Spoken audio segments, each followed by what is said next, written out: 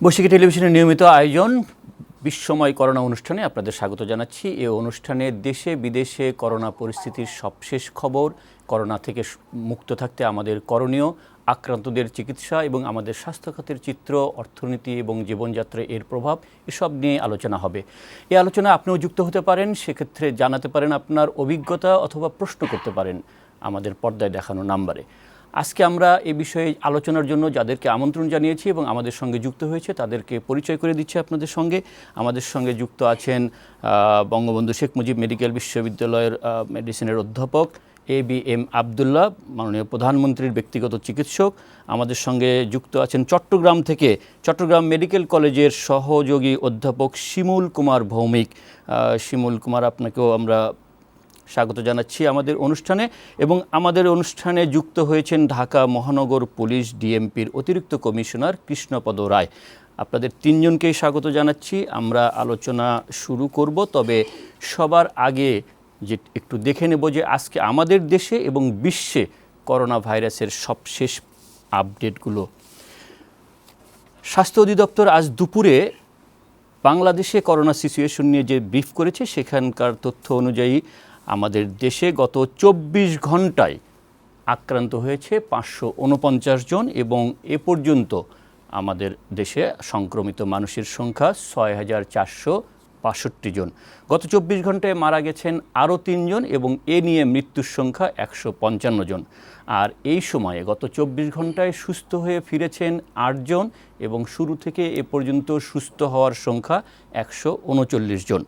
আর শুরু থেকে গত কাল পর্যন্ত মোট 54,733 জনের নমুনা পরীক্ষা করা হয়েছে। এটি ছিল আমাদের দেশের পরিস্থিতি। আমরা যদি একটু সারা বিশ্বের দিকে তথ্যগুলো জেনে নিতে চাই একটু এক নজরে, আজ পর্যন্ত মোট মৃত্যুর সংখ্যা 2,13,539 জন। এটি কিছুক্ষণ আগের সবশেষ আপডেট।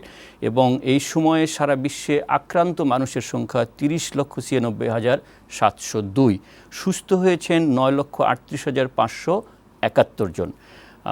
জটিল অবস্থায় হাসপাতালে চিকিৎসাধীন মানুষের সংখ্যা 56,113 জন।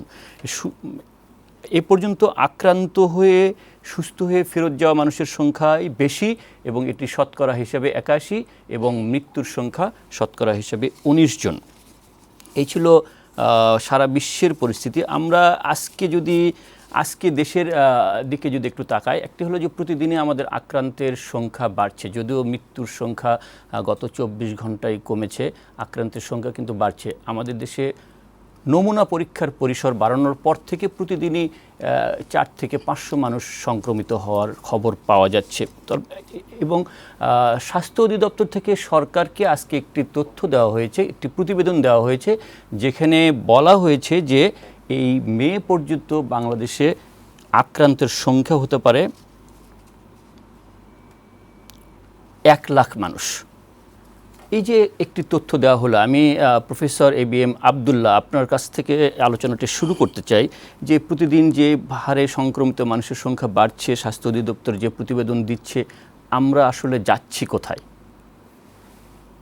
ধন্যবাদ আপনাকে। আসলে প্রতিবেদনে যেটা আপনার কাছ থেকে যেটা আমি জানতে পারলাম, বাংলাদেশের অবস্থা পৃথিবীর অন্যান্য দেশের অবস্থা, একটা কথা কিন্তু আমাদের স্বীকার করতেই হবে, তুলনামূলক আমাদের অবস্থা অতটা কিন্তু খারাপ না। পৃথিবীর অন্যান্য দেশের দিকে যদি আমরা তাকাই, তাহলে এখানে আমেরিকা বলেন, ইউরোপ বলেন, অনেক দেশ আক্রান্তের হারও বেশি, মৃত্যুর হারও কিন্তু বেশি। এটা ঠিক। আমাদের আমাদের কয়েকদিন মৃত্যুর হার যে খুব বেশি এটা আমি বলবো না, এটা একটা মোটামুটি স্ট্যাটিক অবস্থা, 400, 500, 300 এর মধ্যে কিন্তু ঘুরপাক খাচ্ছে। খুব যে বাড়ছে তাও না, খুব কমছে তাও না। তারপর বলবো যে আক্রান্তের হারটা কিন্তু খুব বেশি না।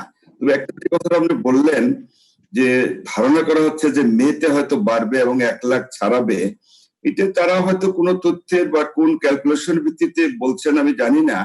আমার ব্যক্তিগত ধারণা মনে হয় মেতে 1 লাখ হবে না। আশা করি ইনশাল্লাহ আমরা দেখবেন আরো থাকবো এবং আমি মনে করি মেয়ের মধ্যে এটা কমে আসবে। এমনকি আপনি হয়তো জানেন, সিঙ্গাপুর ভিত্তিক একটা প্রতিষ্ঠান, একটা স্বেচ্ছাসেবী বা সায়েন্টিফিক বোধহয় প্রতিষ্ঠান হবে, তারা কিন্তু তাদের একটা প্রতিবেদনে বলছে এটা Singapore University of Technology and Design, Singapore University of Technology and Design. Yes, এটা আপনি জানেন এটা। তারা কিন্তু বলছে যে 99% মানে আশা করতেছে তারা যে বাংলাদেশ থেকে করোনা মোটামুটি বলতে পারেন যে কমে আসবে, বা 99% বিলুপ্তই হবে বলতে পারেন, তাই না? ব্যক্তিগত মতামত, এতগুলো যদি নাও হয় আমি মনে করি যে আক্রান্তের হার এত বাড়বে না, এবং আমি মনে করি যে এর মধ্যেই ইনশাল্লাহ আমাদের দেশে আক্রান্তের হারও কমবে, মৃত্যুর হারও কমবে, অবশ্যই এটা আমি বিশ্বাস করি। কারণ আছে। এই যে প্রফেসর আব্দুল্লাহ, আপনি যে যে কথাটি বলছেন, এটা হয়তোবা আমাদের স্বস্তির সবারই দেশে অবশ্যই হ্যাঁ এর ভিত্তিতে বলছেন। আমরা যখন সারা বিশ্বের করোনা ভাইরাস পরিস্থিতি দেখি যে 50 বা 54তম দিনে যুক্তরাষ্ট্রের যে পরিস্থিতি ছিল, আরো তার চেয়ে আমাদের পরিস্থিতি কিন্তু আরো বেশি খারাপ এখন পর্যন্ত। আপনি কিসের ভিত্তিতে বলছেন যে খারাপ? মানে আমাদের পরিস্থিতি এত খারাপ তো আমি মনে করি না, আমাদের পরিস্থিতি মনে হয় তো ভালোই। করেন 5,000-এর বেশি একটু আক্রান্ত হয়েছে, তবে এটা কিন্তু রিয়েল পিকচার না। কারণ রিয়েল পিকচারটা করতে গেলে হয়তো টেস্টের সংখ্যা সারা দেশব্যাপী বাড়াইতে হবে, গ্রামে গঞ্জে বা উপজেলা বা জেলা পর্যায়ে বাড়লে তাহলে হয়তো রিয়েল পিকচারটা কিন্তু পাওয়া যাবে। এই পর্যন্ত যেটা মনে হচ্ছে এটা রিয়েল পিকচার, তবুও যতগুলো টেস্ট করা হলো তার মধ্যে থেকে যে আমরা পাচ্ছি এটা খুব বেশি আমি মনে করি না। তবে আমাদের যেগুলো আমি যেটা মনে করি, মানে ওভারঅল সাউথ ইস্ট এশিয়া কিন্তু কম। একটা হতে পারে যে আবহাওয়ার প্রভাব থাকতে পারে, বিশেষ করে টেম্পারেচার বাড়লে, তারপরে ধরেন হিউমিডিটি বাড়লে আমি মনে করি যে করোনা ভাইরাসের সংক্রমণ কিন্তু কমে যাবে। আরেকটা হলো, এটা আমার ব্যক্তিগত ধারণা, সবগুলি তো আসলে বা প্রেডিকশন যাই বলেন, যে এটা হলো যে আমাদের দেশে কিন্তু বৃষ্টি হচ্ছে, বেশি বিশেষ বৈশাখ মাসে, কাল বৈশাখী বলেন আর যাই বলেন, আমার ধারণা যে যদি বৃষ্টি আরেকটু বেশি হয়, মুষলধারে হয়, এই ভাইরাসের ক্যারেক্টার হলো এটা যদি ঘরে কোনো বেশি আক্রান্ত ব্যক্তি কাশি, ভাইরাস কিন্তু ফ্লোরে পড়ে যায়। আর যদি বাইরে থাকে এটা কিন্তু রাস্তায় বা মাটিতে পড়ে যায়। যদি একটু বৃষ্টি বেশি হয় তাহলে কিন্তু এই ভাইরাস বেশিক্ষণ টিকবে না, একটু ভাষায় নিয়ে যাবে, আর ভাইরাস কিন্তু কিছুক্ষণের মধ্যে এগুলো মারা যাবে। এই ভিত্তিতে আমি বলছি যে আমার মনে হয় যে আর কয়টা দিন যদি আরো সুন্দরভাবে একটু বৃষ্টি হয় আমাদের দেশে বিশেষ করে, তাহলে আমি বিশ্বাস করি যে আক্রান্তের হার কিন্তু অবশ্যই কমবে বলে আমার এখনো মনে হচ্ছে। জি, ধন্যবাদ। এমনটি স্বস্তিদায়ক হবে যদি এমনটি ঘটে। আমরা একটু আমাদের সঙ্গে যুক্ত আছেন শিমুল কুমার ভৌমিক, চট্টগ্রাম মেডিকেল কলেজের সহযোগী অধ্যাপক। শিমুল কুমার ভৌমিক, আপনি শুনছিলেন অধ্যাপক আব্দুল্লাহর বক্তব্য। একটি হলো স্বাস্থ্য অধিদপ্তর যেমন একটি তথ্য দিচ্ছে সরকারকে, আবার সিঙ্গাপুর ভিত্তিক একটি ইউনিভার্সিটির গবেষণা প্রতিবেদন আমাদের স্বস্তির কিছু খবর দিচ্ছে যে মেয়ের মধ্যেই চলে যাবে। কিন্তু এখন পর্যন্ত আমরা কোন অবস্থায় আছি? এটা কি আরো যে গ্রাফটা প্রতিদিনই বাড়ছে, আপনার কি মনে হয়? ধন্যবাদ আপনাকে।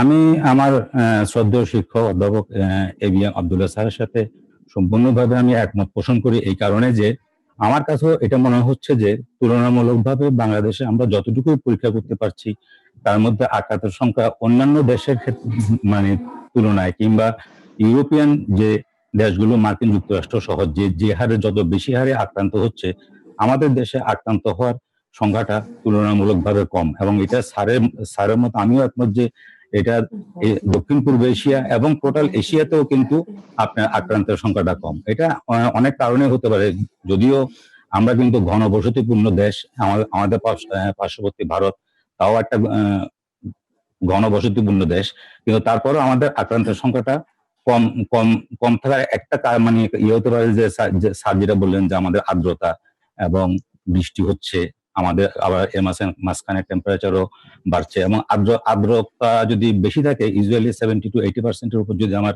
হিউমিডিটি থাকে, তাহলে এই ভাইরাসগুলো 1 থেকে 2 মিনিটের বেশি সার্ভাইভ করতে পারে না, এবং অধিকাংশ ভাইরাস যদি মুষলধারে বৃষ্টি হয় তাহলে সেটা ওয়াশ আউট হয়ে যায়। এবং এই ক্ষেত্রে আরেকটা বিষয় হলো যে, এবং যেখানে আর্দ্রতা কম সেখানে একটা ভাইরাস মোর দেন 4 আওয়ার কিংবা 9 থেকে 10 ঘন্টা পর্যন্ত সাস্টেন করার পসিবিলিটি থাকে।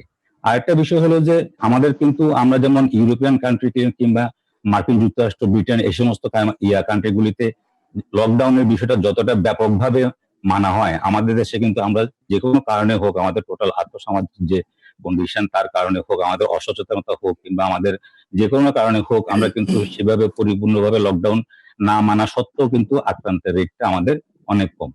এটা একটা আশাপ্রদ বিষয়। এবং ডক্টর শিমুল কুমার, আক্রান্তের সংখ্যা কম বলছেন কিসের ভিত্তিতে? কারণ আমাদের এখানে যে পরিমাণ টেস্ট করা হচ্ছে সেখান থেকে ধরুন আজকেও যে গত 24 ঘন্টায় যে টেস্ট করা হয়েছে 4332 জন, এবং এর মধ্যে আমরা সংক্রমিত মানুষের সংখ্যা পেয়েছি 550। যদি এই টেস্টের পরিমাণ বাড়ানো হয়, সংখ্যা বাড়ানো হয়, তাহলে তো আমাদের আক্রান্ত মানুষের সংখ্যাও বাড়বে। তাহলে আক্রান্ত যে কম, এটি কিসের ভিত্তিতে বলছেন? এখন আমাদের যেটুকু তথ্য, এবং আমরা যদি মানে আমাদের এখন পর্যন্ত মানে যতটুকু আমাদের সক্ষমতা তার মধ্যে আমরা যে কয়জন মানুষের পরীক্ষা আমরা মানে করতে পারতেছি, তাতে আমাদের কাছে মনে হচ্ছে যে আমাদের আক্রান্ত সংখ্যা কম। এখন আমরা তো জানি না যে মার্কিন যুক্তরাষ্ট্রে ডেইলি কয় লাখ লোকের টেস্ট করা হয়, হ্যাঁ, এবং তাদের মধ্যে কতজন পজিটিভ আসে, এই ধরনের কোনো ডাটা হয়তো আমরা নেট খুঁজলে পাবো, কিন্তু এটা যে আমরা একদম র্যান্ডমলি টিভিতে বলছে কিংবা শো করছে কিংবা নিউজ পেপারে আসছে তা কিন্তু না। তবে হ্যাঁ, যদি টেস্টের সংখ্যা যদি আমরা বৃদ্ধি করি, তাতে আমাদের আক্রান্তের সংখ্যা বাড়ার সম্ভাবনা আছে। কিন্তু অন্যান্য আমাদের চেয়ে এশিয়ার মধ্যে যে সমস্ত দেশগুলো আমাদের চেয়ে উন্নত, হয়তো যারা আরো বেশি ফেসিলিটি প্রোভাইড করতে পারে, যেমন জাপান, সেখানেও কিন্তু আক্রান্তের সংখ্যা কম, মৃত্যুর সংখ্যা কম। হ্যাঁ, তাহলে সেক্ষেত্রে আমি কিন্তু কম্পেয়ার করে ওভারঅল কিন্তু আমরাও কিন্তু সেই ধরনের সিনারিওটা আমরা পাচ্ছি। যেমন শ্রীলঙ্কা কিংবা পাকিস্তান, আফগানিস্তানের মতো, আফগানিস্তানে হয়তো বা তার ফেসিলিটি অনেক কম, মানে এই কম থাকার বিষয়টা ওভারঅল এশিয়া জুড়ে থাকার কারণে হয়তো আমরা একটা স্বস্তি হয়তো আমরা পাচ্ছি। কিন্তু আমাদের এটা ঠিক যে আরো সক্ষমতা বাড়ানো উচিত, আরো সক্ষমতা মানে বাড়ানোর চেষ্টা করা দরকার, এবং আমাদের সরকার টেস্টের সক্ষমতা আরো বাড়ানো দরকার, এবং এটার পরিমাণ বাড়ালে আমরা প্রকৃত সংক্রমিত মানুষ আরো মানে ভালো করে জানতে পারবো। এই বিষয়ে আমি অধ্যাপক আব্দুল্লাহ আপনার কাছে আসবো, তবে তার আগে একজন দর্শক আছেন আমাদের সঙ্গে টেলিফোনে। আপনার পরিচয় দিয়ে প্রশ্ন করুন, কি বলতে চান? জি, আসসালামু আলাইকুম। ওয়ালাইকুম আসসালাম। আমি মুশাররফ বলছি মোহাম্মদপুর থেকে। জি, ঢাকা শহরের একটি অন্যতম সংক্রমিত এলাকা, বলুন, ঝুঁকিপূর্ণ এলাকা।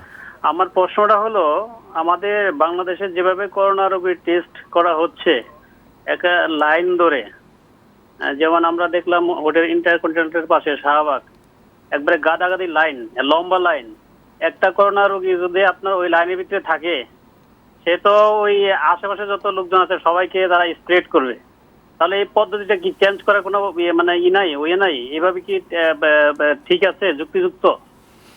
ধন্যবাদ। আমাদের সঙ্গে থাকুন, আমাদের সঙ্গে দুজন বিশেষজ্ঞ রয়েছেন, তারা প্রশ্নের উত্তর দেবেন। তবে তার আগে এই প্রশ্নে আমি অধ্যাপক আব্দুল্লাহ আপনার কাছ থেকে জানবো। তবে তার আগে একটু শিমুল কুমার ভৌমিক একটি প্রসঙ্গ এনেছেন, সে সম্পর্কে একটু জানতে চাই। ঢাকা মহানগর পুলিশের অতিরিক্ত কমিশনার কৃষ্ণপদ রায় আপনার কাছে, তিনি বলেছেন যে আমাদের দেশে যে লকডাউন, সেই লকডাউনটা অন্যান্য দেশের মতো মানুষের অসচেতনতা হোক অথবা আইন শৃঙ্খলা রক্ষাকারী বাহিনীর জনবল সংকটের কারণে হোক, সেভাবে মানা হচ্ছে না।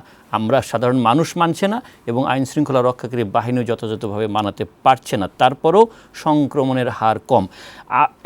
আমরা জানি যে এই একটি যে পরিস্থিতির মধ্যে দিয়ে আমরা যাচ্ছি, এটি একেবারেই নতুন পরিস্থিতি। এই পরিস্থিতিতে আপনারা ঢাকা মহানগরের আইন শৃঙ্খলা রক্ষার দায়িত্বের পাশাপাশি একটি অতিরিক্ত দায়িত্ব পালন করছেন, মানুষকে সচেতন করার এবং ঘরে থাকার। আপনাদের অভিজ্ঞতা কি? ধন্যবাদ আপনাকে। আসলে এই পরিবেশটা তো আমরা একটা ভিন্নতর একটা পরিবেশে আছি, এটা আমাদের পূর্ব অভিজ্ঞতা নেই। লকডাউন সিচুয়েশনই বলেন বা এরকম করোনা পরিস্থিতির মধ্যে কিভাবে আইন শৃঙ্খলা রক্ষা করতে হবে এবং মানুষকে ঘরে নিয়ে যাওয়ার কাজটা আইন শৃঙ্খলা পয়েন্ট অফ ভিউ থেকে যতটা না, তার চেয়ে বেশি হচ্ছে গিয়ে স্বাস্থ্য সংক্রান্ত কারণ। এই স্বাস্থ্য সংক্রান্ত বিষয়ে মানুষকে সচেতন করা এবং তাদেরকে আবার নিত্য প্রয়োজনীয় জিনিসপত্রের দোকানে যাইতে সুযোগ করে দেয়া, ব্যাংকে যেতে সুযোগ করে দেয়া, ওষুধের দোকানে যেতে সুযোগ করে দেয়া, এই বাস্তবতা মধ্য দিয়ে এই জিনিসটা আদায় করে নেওয়া একটা কষ্টসাধ্য ব্যাপার বটে। এখানে যে জিনিসটা লক্ষণীয়, যে সবার একটি পারস্পরিক সহযোগিতা থাকা দরকার। এটা কিন্তু আপনি চাপ সৃষ্টি করে বা জোর করে যদি এই ব্যবস্থাটা নিতে চান, তাহলে এটা সাস্টেন করা খুব মুশকিল হবে। আর মানুষের অন্য বাস্তবতাও মানুষকে বুঝতে হবে। আপনি যদি ইউরোপিয়ান সোসাইটির মানুষের যে নর্মস, বিহেভ এবং তাদের চাহিদা এবং তাদের সীমাবদ্ধতা এবং তাদের প্রাপ্তির সাথে কিন্তু বাংলাদেশের মানুষের চাহিদা, প্রাপ্তি, সীমাবদ্ধতার ভিন্নতা আছে। সবকিছু বিবেচনায় নিয়ে আমাদের কিন্তু কাজ করতে হবে। তবে আমি মনে করি আমাদেরও এই জিনিসটা বাস্তবায়ন করতে হিমশিম খেতে হচ্ছে। মানুষ হয়তো সব জায়গায় ঠিক মতো বুঝতে পারছেন না, কোনো কোনো জায়গায় ভালো রেসপন্স করছেন, কোনো জায়গায় ভালো রেসপন্স করছেন না। এই পরিস্থিতির মধ্য দিয়ে আমরা আসছি এবং আমরা প্রফেসর আব্দুল্লাহ এবং চিটাং থেকে যিনি যুক্ত হয়েছেন চিকিৎসক, এনাদের অ্যানালাইসিস শুনলাম, শুনে হয়তো একটা স্বস্তির জায়গা আমরা খুঁজে পাচ্ছি যে আমাদের হয়তো খুব অন্য দেশের চাইতে ততটা খারাপ না। কিন্তু আমি মনে করি যে এই স্বস্তি মাথায় নিয়েও আমাদের কিন্তু সবাইকে আরো সচেতন থাকতে হবে এবং এই সময়ে যে পুলিশের যে কার্যক্রম আছে রাস্তায় দাঁড়িয়ে, সেই কার্যক্রম করতে যে পুলিশও কিন্তু ঝুঁকিতে আছে। ইতিমধ্যে যদি আমি আপনাকে একটা তথ্য দিই যে আমাদের ঢাকা মেট্রোপলিটন পুলিশ যেহেতু সবচেয়ে জনবহুল জায়গায় পুলিশিং করে এবং আমরা ইতিমধ্যে জেনেছি ঢাকা হচ্ছে গিয়া একটি বড় এপিসেন্টার, তো সেই হিসাবে আমাদের পুলিশও কিন্তু আক্রান্তের সংখ্যা ঢাকায় বেশি। আমাদের 263 জন পুলিশ সদস্য আক্রান্ত হয়েছেন, তারা পুলিশ হাসপাতাল সব বিভিন্ন জায়গায় চিকিৎসা নিচ্ছেন। তো আমরা কিন্তু একটা ঝুঁকি যদি বলেন, এটা শুধু পুলিশের জন্য ঝুঁকি না বা পুলিশের জন্য দায় নয়, এই ঝুঁকিটা সবার ঝুঁকি এবং এই দায়টা সবার দায়। এটা মাথায় বিবেচনা করে যদি যার যার অংশে আমরা ঠিক ঠিক আচরণ করি, তাইলে হয়তো আমরা এই করোনাকে হয়তো আমাদের কাছ থেকে দূরে সরিয়ে রাখতে পারবো বললেই আমরা কিন্তু সেই ধারণা পোষণ করতে পারি। ধন্যবাদ আপনাকে। এই যে নতুন অবস্থার মধ্য দিয়ে দায়িত্ব পালন করতে হচ্ছে, এই ক্ষেত্রে আপনাদের বাহিনীর মনোবল, সদস্যদের মনোবল ইত্যাদি এই বিষয়ে আমি আরেকবার আপনার কাছে আসবো। তবে অধ্যাপক ABM আব্দুল্লাহ, আপনার কাছে আসতে চাই যে আমরা আলোচনা করছিলাম যেটি ডক্টর শিমুল বলছিলেন যে আপনিও বলেছেন আক্রান্তের সংখ্যা কম, কিন্তু পরীক্ষার সংখ্যাও তুলনামূলকভাবে কম। এটি একটি যে পরীক্ষার সংখ্যা বাড়ানো হলে এই সংখ্যা বাড়তে পারে, পরীক্ষার সংখ্যাটা বাড়ানো কিভাবে যায় এটি। আরেকটা দর্শকের প্রশ্ন হলো যে পদ্ধতিতে নমুনা নেওয়া হচ্ছে, দর্শক বলছেন যে একটা শাহবাগের একটা উদাহরণ দিয়ে বললেন যে সেখানে লাইনে খুব কাছাকাছি সময়ে সামাজিক বা শারীরিক দূরত্ব মানা হচ্ছে না। এই দুটি বিষয় আপনার কাছে জানতে চাই। ধন্যবাদ আপনাকে। আসলে কথা বললেন নেই, যদিও আমি বলছি শিমুলও কিন্তু ডক্টর শিমুল আমার সঙ্গে একমত, স্যার আমাদের আক্রান্তের হার কম, এটা ঠিক। কিন্তু একটা কথা মনে রাখেন, এটা মনে করে আবার যেন কেউ একদম ঢিলা ঢালা না হয়ে যান, স্বস্তির মানে ঢেকুর না তুলেন, প্রতিকার প্রতিরোধমূলক ব্যবস্থা বা স্বাস্থ্যবিধি এগুলোর জন্য মেনে চল, এগুলোর দিকে কিন্তু খেয়াল রাখবেন। সবাই মনে করেন না যে এটা মানে তাই বলে আমরা সবকিছু ছেড়ে দেবো, এই কথা কিন্তু যেন কেউ মনে না করেন। তো আপনার জবাব দিচ্ছি আমি আপনার প্রশ্নের। আপনি যে কথা বললেন লকডাউন, আসলে আমি বিভিন্ন মিডিয়াতে এই কথা বারবার বলছি, আসলে এই শব্দগুলোর সঙ্গে আমরা পরিচিত কেউ না। আমাদের দেশ না, শুধু পৃথিবীর অনেক দেশ এই কোয়ারেন্টাইন কাকে বলে আমরা আগেও জানতাম না, আইসোলেশন কাকে বলে জানতাম না, লকডাউন কাকে বলে জানতাম না। লকডাউনের মধ্যে কিন্তু আবার আগে বলা হতো সোশ্যাল ডিস্টেন্স, কিন্তু এখন বলা হয় যে সোশ্যাল না, এটা ফিজিক্যাল ডিস্টেন্স। অর্থাৎ নিজে ঘরে থাকবেন, ঘর 3 ফিট দূরে থাকবেন, নিজের ঘরেও এটা থাকবেন। এখন বাস্তবতা হলো যে সবাই যে মানছে না তা না, অনেকে কিন্তু মানছেন, তো সমাজের একটা অংশ এটা মানছেন না বা বুঝতে পারছেন না, বা ইম্পর্টেন্সটা কি এটা অনেকেই আসলে না বুঝেও কিন্তু করছেন। তো বাস্তবতা হলো যেটা লকডাউন, আপনি হয়তো জানেন, ধরেন ঢাকা শহরের কথাই বলি, যা চিটাগাং আছে, ডক্টর শিমুল আছে, সেও জানে ঢাকা শহরে অনেক লোক কিন্তু এখানে আছে খেটে খাওয়া, দিন আনে দিন খায়, রিক্সাওয়ালা, শ্রমিক, গার্মেন্টস কর্মী, এই ঠেলা গাড়িওয়ালা, এরকম কিন্তু প্রচুর লোক আছে। এবং একটা ঘরে তারা গাদাগাদি করে থাকে, একটা রুম ধরেন 4 জন 5 জন সাথে একটা টয়লেট। তারা কি লকডাউন মানবে বা কি করবো, অনেক কিন্তু এইভাবেই বলে, আমাদেরকেও বলে যে আমরা কি লকডাউন মানবো। ইভেন বস্তি আছে অনেক, আপনি জানেন নিশ্চয়ই, বস্তিতে কি গিজ গিজ করে মানুষ থাকে। অর্থাৎ বাস্তবতার কারণে এই লকডাউন যেটা পুরোপুরি আমাদের দেশে কিন্তু মানা সম্ভব হচ্ছে না। এমনকি অনেক যারা ইয়াং পোলাপান, সবাইকে আমি দোষ দিচ্ছি না, হয়তো প্রয়োজন নাই অযথা বাইরে ঘোরাফেরা করছে, পার্কে যাচ্ছে, উড়িতে করতে যাচ্ছে, মার্কেটে যাচ্ছে, এখানে সেখানে ঘুরতেছে, আড্ডা মারছে, এগুলো কিন্তু বাস্তবতা হচ্ছে। গ্রামে গঞ্জে এই যে ছুটিতে গেল, ছুটিটা তো এটা বিনোদনমূলক ছুটি না, এটা তো আসলে ছিল ঘরে বসে থাকবে, লকডাউন মানবে। কিন্তু আনফর্চুনেটলি অনেক লোকেরা ঈদের ছুটির মতো মনে করে গ্রামে গঞ্জে ছড়ায় পড়ছে। হয়তো কেউ সুপ্ত অবস্থায় ভাইরাসটা বডির মধ্যে নিয়ে গ্রামে গঞ্জে কিন্তু ছড়ায় দিচ্ছে। এইভাবেই কিন্তু আমাদের সংখ্যাটা, দেশের আক্রান্তের সংখ্যাটা একটু একটু বাড়ছে। যদি আমরা পুরোপুরি লকডাউনটা মানতে পারতাম, তাহলে দেখতেন যে এই আক্রান্ত কিন্তু আরো কমে যেত আর কি।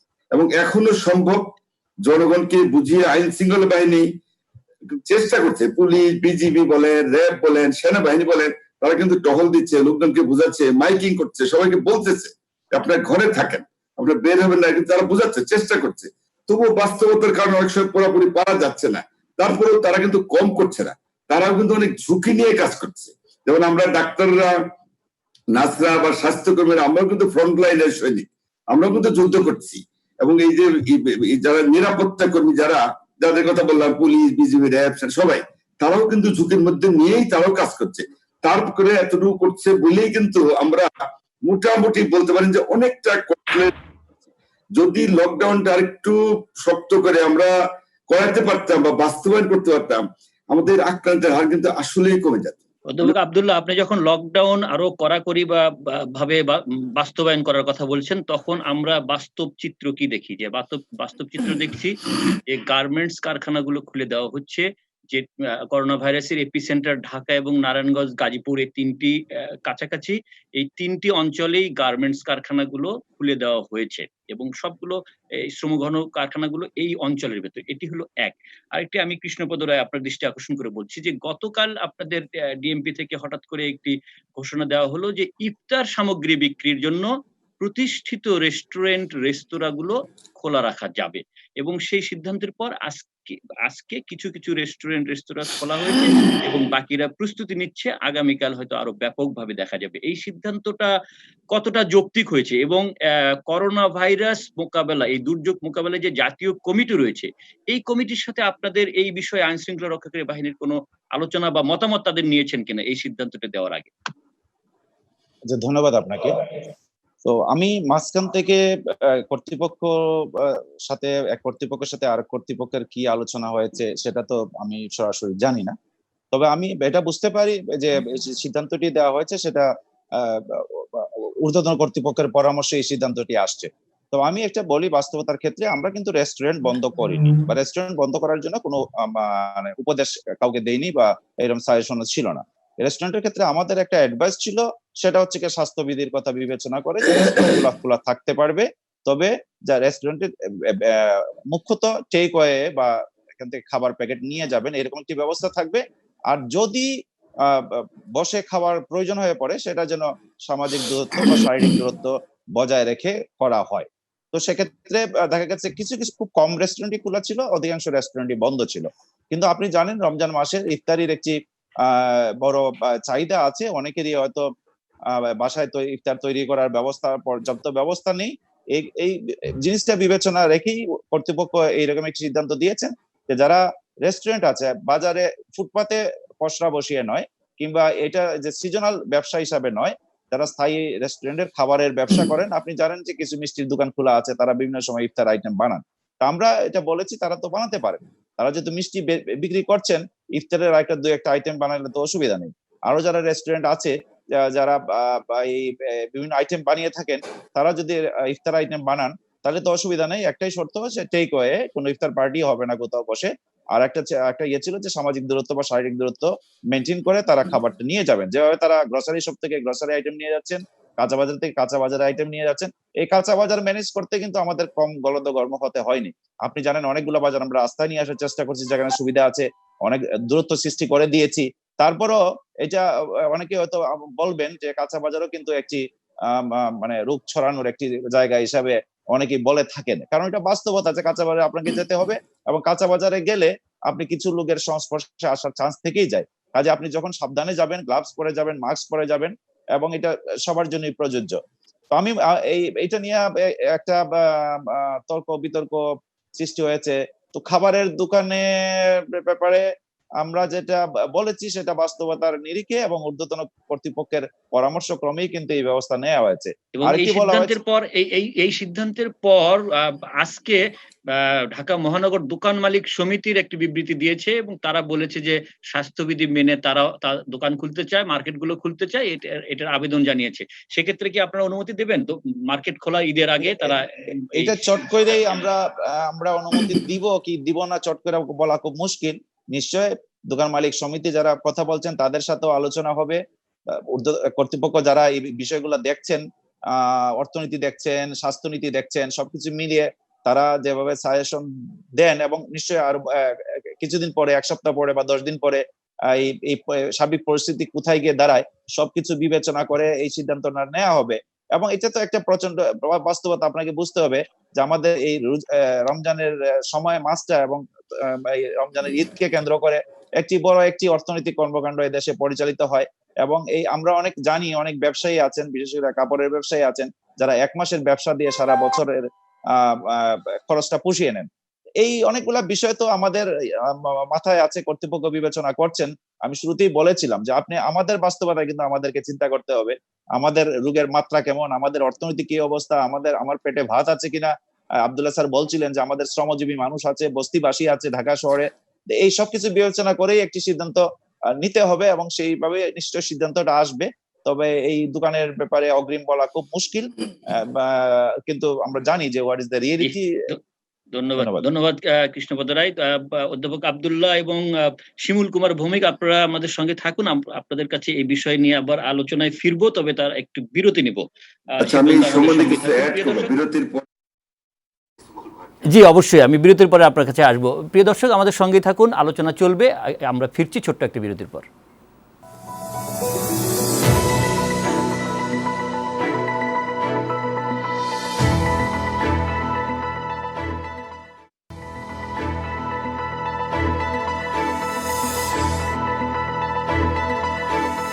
বিরতির পর শেভরন বিশ্বময় করোনা অনুষ্ঠানে আরও একবার স্বাগত। দর্শক, আমরা এই অনুষ্ঠান চলাকালীন সময়ে একটি দুঃসংবাদ পেয়েছি যে আমাদের একজন সাংবাদিক সহকর্মী ঢাকার উত্তরা রিজেন্ট হাসপাতালে কিছুক্ষণ আগে ইন্তেকাল করেছেন এবং তার শ্বাসকষ্ট ছিল। আপনারা জানেন যে বেসরকারি যে কয়েকটি হাসপাতাল কোভিড-19 আক্রান্তদের চিকিৎসা দিচ্ছে, তার মধ্যে অন্যতম রিজেন্ট হাসপাতাল। এই হাসপাতালে নেওয়া হয়েছিল তাকে এবং তিনি আইসিইউ সাপোর্টে ছিলেন।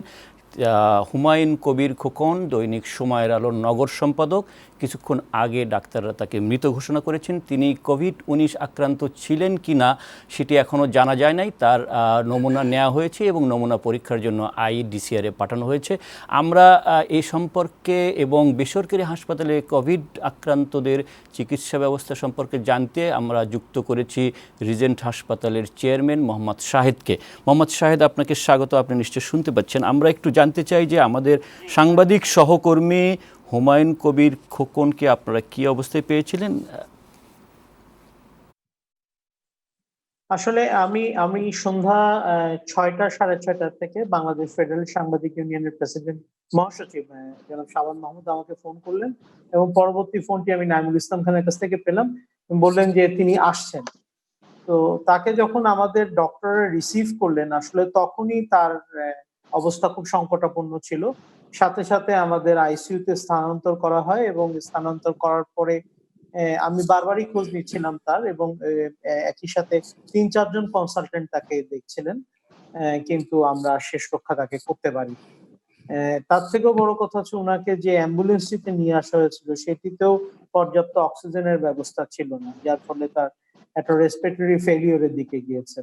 করোনা হয়েছে কিনা সেটার ডিটেইলসটা আমরা বলতে পারবো না, কারণ তার পরিবারের পক্ষ থেকেও করোনা হয়েছে কিনা সেরকম কোনো কাগজ আমাদেরকে দিতে পারেনি, আমাদের ডাক্তারদেরকে দিতে পারেনি। আমরা অবশ্য তার যেই সোয়াব সেটা আমরা IDCR কে পাঠিয়েছি আমরা। তবে যেহেতু আমরা কোভিড-19 নিয়ে অনেকদিন ধরে কাজ করছি, একদম শুরু থেকে রিজেন্ট হসপিটাল উত্তরা এবং মিরপুর শাখা কোভিড-19 নিয়ে কাজ করছি, তার উপসর্গ দেখে মনে হচ্ছে এটি করোনা পজিটিভ হওয়ার মানে সম্ভাবনার দিকে যাচ্ছে। এটি হচ্ছে একটি জিনিস। এটি এর আগেও আমাদের আপনার আরেকজন সাংবাদিক আমাদের এখানে ছিলেন, তিনি অবশ্য সুস্থ হয়ে এখান থেকে ফিরেছেন। তো এখন বিষয় হচ্ছে যে কথাটি বলছিলেন ওনার মিসেস আমাদেরকে বলছিলেন যে এখানে আসার আগেও কিন্তু তিনি 2টি হাসপাতালে কিন্তু গিয়েছিলেন এবং সেখানে কিন্তু তাকে চিকিৎসা দেয়। এই জিনিসটা কিন্তু আমাদের মধ্যে ঘটছে, কোনো হাসপাতালে কিন্তু রিসিভ করছে না। এটা আমার মনে হয় এটা যদি একটু দেখা হয় ভালো। আরেকটা জিনিস হচ্ছে যে আমরা বেসরকারি ভাবে কিন্তু চেষ্টা করছি, আমাদের 2টি হাসপাতাল চেষ্টা করছি এবং সরকারের পক্ষ থেকে আমরা কিন্তু সর্বাত্মক সহযোগিতা পাচ্ছি। এবং বিশেষ করে স্বাস্থ্য অধিদপ্তর, স্বাস্থ্য মন্ত্রণালয় আমাদেরকে তারা চিকিৎসক দিয়ে মানে হেলথ ওয়ার্কার দিয়ে তারা কিন্তু আমাদেরকে মানে সর্বাত্মক ভাবে সহযোগিতা করছেন। জাস্ট আমরা এখন এটাকে নিয়ে একটা যুদ্ধ করছি, কিন্তু যেই জিনিসটা হচ্ছে যে দুই ভাবে আক্রমণ হচ্ছে। একটা হচ্ছে যারা রোগীরা আসছেন এসে কিন্তু তারা কি করোনা পজিটিভ না নেগেটিভ তারা কিন্তু বলছেন না, যার কারণে আপনার প্রথমেই যেই ডাক্তার দেখছেন তিনিও কিন্তু একটা শঙ্কিত হয়ে যাচ্ছেন। তারা যদি খোলাসা করে বলেন তাহলে এটা আমাদের জন্য খুব ভালো হয়, কিন্তু সেটা তারা বলছেন না, যার ফলে অনেক সময় হেলথ ওয়ার্কাররা কিন্তু আক্রান্ত হয়ে যাচ্ছে। এটি একটা জিনিস। আরেকটা জিনিস আমি দেখলাম যে এই করোনার ক্ষেত্রে বেশিরভাগ ফ্যামিলি হিস্ট্রি দেখছি আমরা।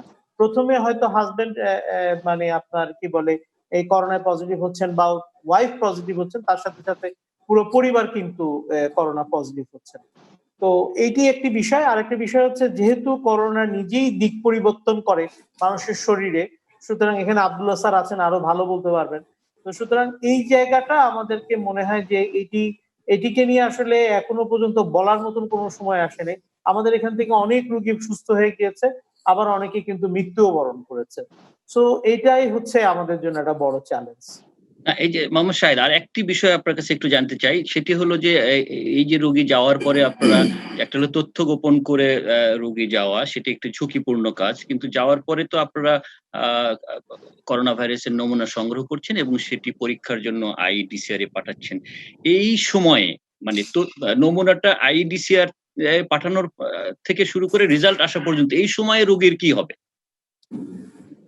যেমন আপনি বলছেন হুমায়ুন কবির খোকন 2টি হাসপাতালে গিয়েছে, চিকিৎসা পায় নাই। না, এই জিনিসটা এই আইডিসিআর এর এই জিনিসটা কিন্তু ছিল না। আমরা গত 3 দিন আগেও কিন্তু আমরা দেখেছি যে এই জিনিসটা কিন্তু ছিল না আইডিসিআর এর। কিন্তু এখন যেটি হচ্ছে যে সেই জিনিসটা কিন্তু বেড়ে গিয়েছে এবং এখন এই ট্রিটমেন্টটা কিন্তু আমরা রেজাল্ট কিন্তু 3-4 দিনেও কিন্তু আমরা পাচ্ছি না।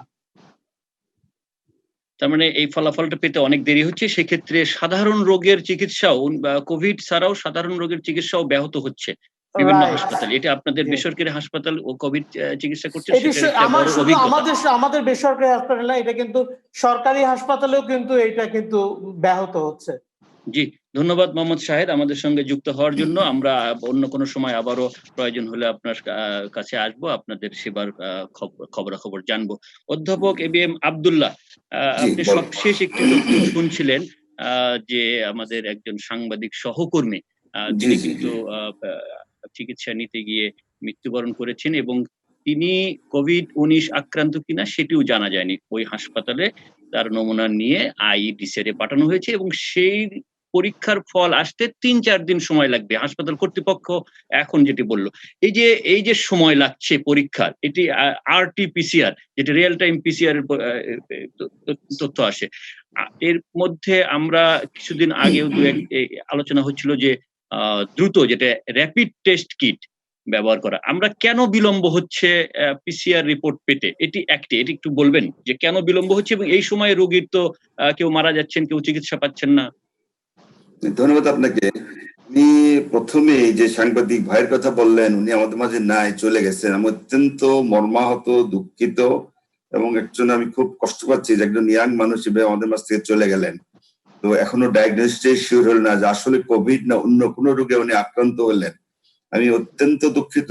তার সুখ সন্তুষ্ট পরিবারের প্রতি আমি গভীর সমবেদনা জানাচ্ছি, তার মাগফিরাত কামনা করছি। তো এটি হলো বাস্তবতা যে এই কোভিড আসার পর থেকেই এরকমই আমরা কিছু কিছু লোককে কিন্তু হারাচ্ছি, হয়তো ডায়াগনোজ হচ্ছে না। যেমন আপনি বললেন স্যাম্পল নেওয়া হলো, আসবে 3-4 পরে, কিন্তু রোগী তো আর নাই। আপনি হয়তো জানতে পারবেন কোভিড ছিল কি ছিল না, থাকলে হয়তো বললেন কোভিডে মারা গেল, না থাকলে কোভিড না হয়তো অন্য রোগও হতে পারে। তো এটা তো একই ঘটনা ঘটেছিল, আপনার নিশ্চয় মনে আছে, একই ঘটনা ঘটেছিল আরো কয়েকদিন আগে এই ঢাকা শহরে একজন ব্যাংক কর্মকর্তার ক্ষেত্রে। তিনি মারা যাওয়ার পর তার কোভিড-19 রিপোর্ট এসেছে এবং তিনি পজিটিভ ছিলেন। আমাদের জানি না আমাদের পরে আসলে যাই হোক। তো আরেকটা কথা হলো যেটা বলছিলেন ডক্টর শাহেদের, খুব ইম্পর্টেন্ট বেশি। অনেক ডাক্তার তো ভয় পাচ্ছে, অনেক রুগী কিন্তু অনেক ক্লিনিক বলেন প্রাইভেট বা সরকারি রুগী কিন্তু রাখতে চাচ্ছে না, ভয় পাচ্ছে, ভয় তো গেলে কবে এখানে যায় ওখানে যায়, এই ঘুরতে একটা বিশাল সময় কিন্তু নষ্ট হয়ে যাচ্ছে। রুগী প্রপার ট্রিটমেন্ট পাচ্ছে না। যেমন ডক্টর শাহেদ বলছিলেন যে রুগীকে অ্যাম্বুলেন্স সেটা অক্সিজেন ছিল না। এটা কিন্তু অত্যন্ত দুঃখজনক। এই ধরনের রুগী উইদাউট অক্সিজেন এইভাবে অ্যাম্বুলেন্স দিয়ে নিয়ে গেল, আপনি যাইতে তাহলে তো ট্রিটমেন্টের সুযোগই পায় না। এটা কি কোভিড না নন কোভিড বা অন্য কিছু আছে কিনা, এগুলো কিন্তু করার সুযোগই পায় না। যেগুলো অত্যন্ত এরকম ঘটনা কিন্তু আরো ঘটতেছে। অনেক হাসপাতাল রিফিউজ করে, ভর্তি করবে না, রুগী এখানে যায় ওখানে যায়, 4-5 জায়গায় ঘুরতে রুগী তো এরকম আরো অনেক ঘটনা করছে। এগুলো অত্যন্ত দুঃখজনক। আমাদের একটু খেয়াল রাখতে হবে, সব রোগী যে কোভিড হয় এটাও যেন আমরা ভুলে না যাই। কোভিড ছাড়াও রোগ আছে মানুষের, নন কমিউনিকেবল ডিজিজ, কত হার্ট অ্যাটাক হতে পারে, স্ট্রোক হতে পারে, লিভার কিডনি এই ধরনের রোগও তো হতে পারে। সুতরাং রোগীগুলোকে আমরা চেষ্টা করব আগেই ডিফিউজ করবো, এখানে করবোই না চিকিৎসা, এরকম যেন আমরা না করি। আমি ডাক্তার ভাইদেরকে অনুরোধ করব, কারণ আমরা একজন মানুষ, তো আমাদের তো দেখতে হবে, আমরা যত কষ্টই হোক আমাদের, যত ঝুঁকি থাক, আমরা কিন্তু প্রথম সারির যোদ্ধা। আমাদেরকে এই ব্যাপারে যথেষ্ট সিম্প্যাথেটিক, মানে একটা মানবতার দিক বিবেচনা করে আমরা এই ধরনের রোগী যেন একটু চেষ্টা করি অন্তত দেখতে যে আসলে উনি কিসে ভুগতেছেন। আরেকটা কথা যেটা আপনি বললেন যে পিসিআর, একটা র্যাপিড টেস্টের কথা বললেন, তো পিসিআর আসলে একটু টাইমও লাগে, এটা হয়তো খুব দ্রুত কিন্তু রিপোর্ট দেওয়া যায় না, অনেক সময় 2 দিন 3 দিনও যেতে পারে। তো এই পিসিআর যে মেশিনে করা হয় এটা তারা হয়তো কিন্তু পারা যায় না। আর আমাদের যেটা প্রবলেম হচ্ছে, আইডিসিআর করে তো তাদের কিন্তু এক ধরনের টেকনোলজিক্যাল ব্যাপার, তো তার কিন্তু ম্যান পাওয়ার কিন্তু একটা অভাব আছে। এত বার্ডেন, এত রুগিয়া, বিভিন্ন হাসপাতাল হয়ে গেছে, তো প্রচুর অনেকগুলো হাসপাতাল হয়ে গেছে। আগে তো 2টা হাসপাতাল ছিল, যে কুয়েত মৈত্রী, কুর্মিটলা, এখন তো রিজেন্ট, আরো কিন্তু কয়েকটা হাসপাতাল আছে। এত রুগী যাচ্ছে তাদের কাছে, তারা আসলে মনে পেরে উঠতেছে না, সামাল দিতে পারছে না, দেরি হয়ে যাচ্ছে। ম্যান পাওয়ার কিন্তু যথেষ্ট প্রবলেম। এটা শুধু আইডিসিআর না, অনেকগুলো সেন্টার বা পুরো দেশেও বলতে পারেন। এখন তো আইডিসিআর ছাড়া আরো অনেকগুলো জায়গায় মানে তারপরও সরকারি প্রতিষ্ঠানে এটি কোভিড টেস্ট হচ্ছে। তারপরেও কিন্তু আমি বলবো যে এটা টেকনোলজিক্যাল ব্যাপার, আমাদের কিন্তু 2 দিক থেকে প্রবলেম, মেশিনারি প্রবলেম বলেন, ম্যান পাওয়ার বলেন, দিক থেকে কিন্তু এখনো যথেষ্ট ঘাটতি রয়ে গেছে। আমরা কিন্তু তারা করতে পারছি না, বা করা আরো উচিত, এটা দ্রুত, নাহলে কিন্তু আমরা এইভাবে অনেকে কিন্তু হারিয়ে ফেলবো আসলে। এবং শুধু ঢাকাতে এই অবস্থা, বা ঢাকার বাইরে তো ধরেন আরো তো এরকম হয়তো অবস্থা খারাপ হতেও পারে আর কি। সুতরাং এই ব্যাপারে বোধহয় যারা প্রশাসনে যারা জড়িত, তাদের বোধহয় আরেকটু নজর দেওয়া উচিত, যেন দ্রুত আমরা টেস্টের আওতাটা আরো যেন বাড়াতে পারি, দ্রুত টেস্ট কিভাবে করা যায় যেন করতে পারি, তাহলে রোগগুলো ডায়াগনোস হবে, শনাক্ত হবে, ট্রিটমেন্ট হবে। ডায়াগনোস যদি হয়ে যায়, পজিটিভ যদি হয়েই যায়, তার জন্য প্রপার ট্রিটমেন্ট লাগবে, তার আইসোলেশন লাগবে, তার কি কি গাইডলাইন, সেগুলো গাইডলাইন আছে, সেগুলো ম্যানেজ করতে হবে। আরেকটা যেটা বলছিলেন আপনি র্যাপিড টেস্ট নিয়ে, এটা ব্লাডে করা যায়, এটা কিন্তু অনেক কন্ট্রোভার্সি আছে। র্যাপিড টেস্ট পৃথিবীর অনেক দেশে কিন্তু হয়ে গেছে, চায়নাতে বলেন, সাউথ কোরিয়াতে হচ্ছে। দেখা যায় এটা র্যাপিডের টাইমটা সময় কম লাগে, কিন্তু প্রায় কিন্তু ফলস পজিটিভ আসে। ইভেন আমাদের দেশে আইডিসিআর ওনারা যারা করছেন, বা আরেক কয়েকটা জায়গায় প্রায় দেখা যাচ্ছে প্রায় 40% ফলস পজিটিভ কিন্তু আসে। এটা শুধু আমাদের দেশে না, আপনারা তো জানেন স্পেনে $600 মিলিয়ন খরচ করে চায়নাতে কিন্তু কিট নিয়ে গেছে এই র্যাপিড টেস্টটা। দেখা যাচ্ছে ওদের 30% পজিটিভ আসে, প্রায় ফলস পজিটিভ আসে, প্রায় নেগেটিভ চলে আসে, এবং তারা ফেরত পর্যন্ত দিচ্ছে। সেজন্য আমি কিন্তু এটার পক্ষপাতী আমি না, অনেকেই কিন্তু এর পক্ষপাতী না। সেই জন্য আপনাকে আজকে অধ্যাপক আব্দুল্লাহ আপনাকে একটা তথ্য দেই যে স্পেনের কথা বলছিলেন, ইতালিতেও একই অভিজ্ঞতা হয়েছে, এবং সবশেষ ভারত যে চায়না থেকে অনেক এই কিট নিয়ে এসেছিল তারা ফেরত দিয়েছে আজকে, এবং পয়সাপাতি দেবে না তারা বলে। সেই জন্য আমি বলছি যে এই টেস্টটা শুনে মনে হয় খুব ভালো, দ্রুত হবে, এরা নাকি 15 মিনিটের মধ্যে রেজাল্ট দিয়ে দেয়। কিন্তু যদি কনফিউজিং ফলস পজিটিভ হলে তো মুশকিল, আমরা তো রিয়েল ডায়াগনোসিস বুঝতে পারবো না। আবার রোগী যদি শুনে তার পজিটিভ আসলে না, তাহলেও তো মুশকিল। সুতরাং এটা আমি এনকারেজ করবো না এখন পর্যন্ত আমাদের যা তথ্য আছে। সুতরাং এটা আপাতত আমাদের পিসিআর এর আওতা কিভাবে বাড়ানো যায়, এই ব্যাপারে আরো যথাযথ কিন্তু ব্যবস্থা নেওয়া উচিত। আমি এই প্রসঙ্গে একটু আপনার কাছে আসবো। আমি একটু জানতে চাই, আমাদের সঙ্গে চট্টগ্রাম থেকে চট্টগ্রাম মেডিকেল কলেজের সহযোগী অধ্যাপক শিমুল কুমার ভৌমিক ছিলেন। তার চট্টগ্রামের অবস্থা জানতে চাই, কারণ হলো চট্টগ্রামে 2টি কেন্দ্রে এই পরীক্ষা হচ্ছে এখনো, বিআইটিআইডি এবং চট্টগ্রাম মেডিকেল কলেজ 2টি কেন্দ্রে পরীক্ষা হচ্ছে। এছাড়াও আমরা জানি যে চট্টগ্রামে এমন কিছু বেসরকারি ডায়াগনস্টিক সেন্টার রয়েছে যে যাদের নিজস্ব আরটি-পিসিআর মেশিন রয়েছে। যদি এখন পর্যন্ত যে সব জায়গায় 37টা জায়গা হচ্ছে পরীক্ষা, এবং সেগুলো সবই সরকারি প্রতিষ্ঠান, এই পরীক্ষাটা বেসরকারি প্রতিষ্ঠানে করার সক্ষমতা কতটুকু, এবং সেক্ষেত্রে সরকারি কোনো বাধা বা প্রতিবন্ধকতা আছে কিনা?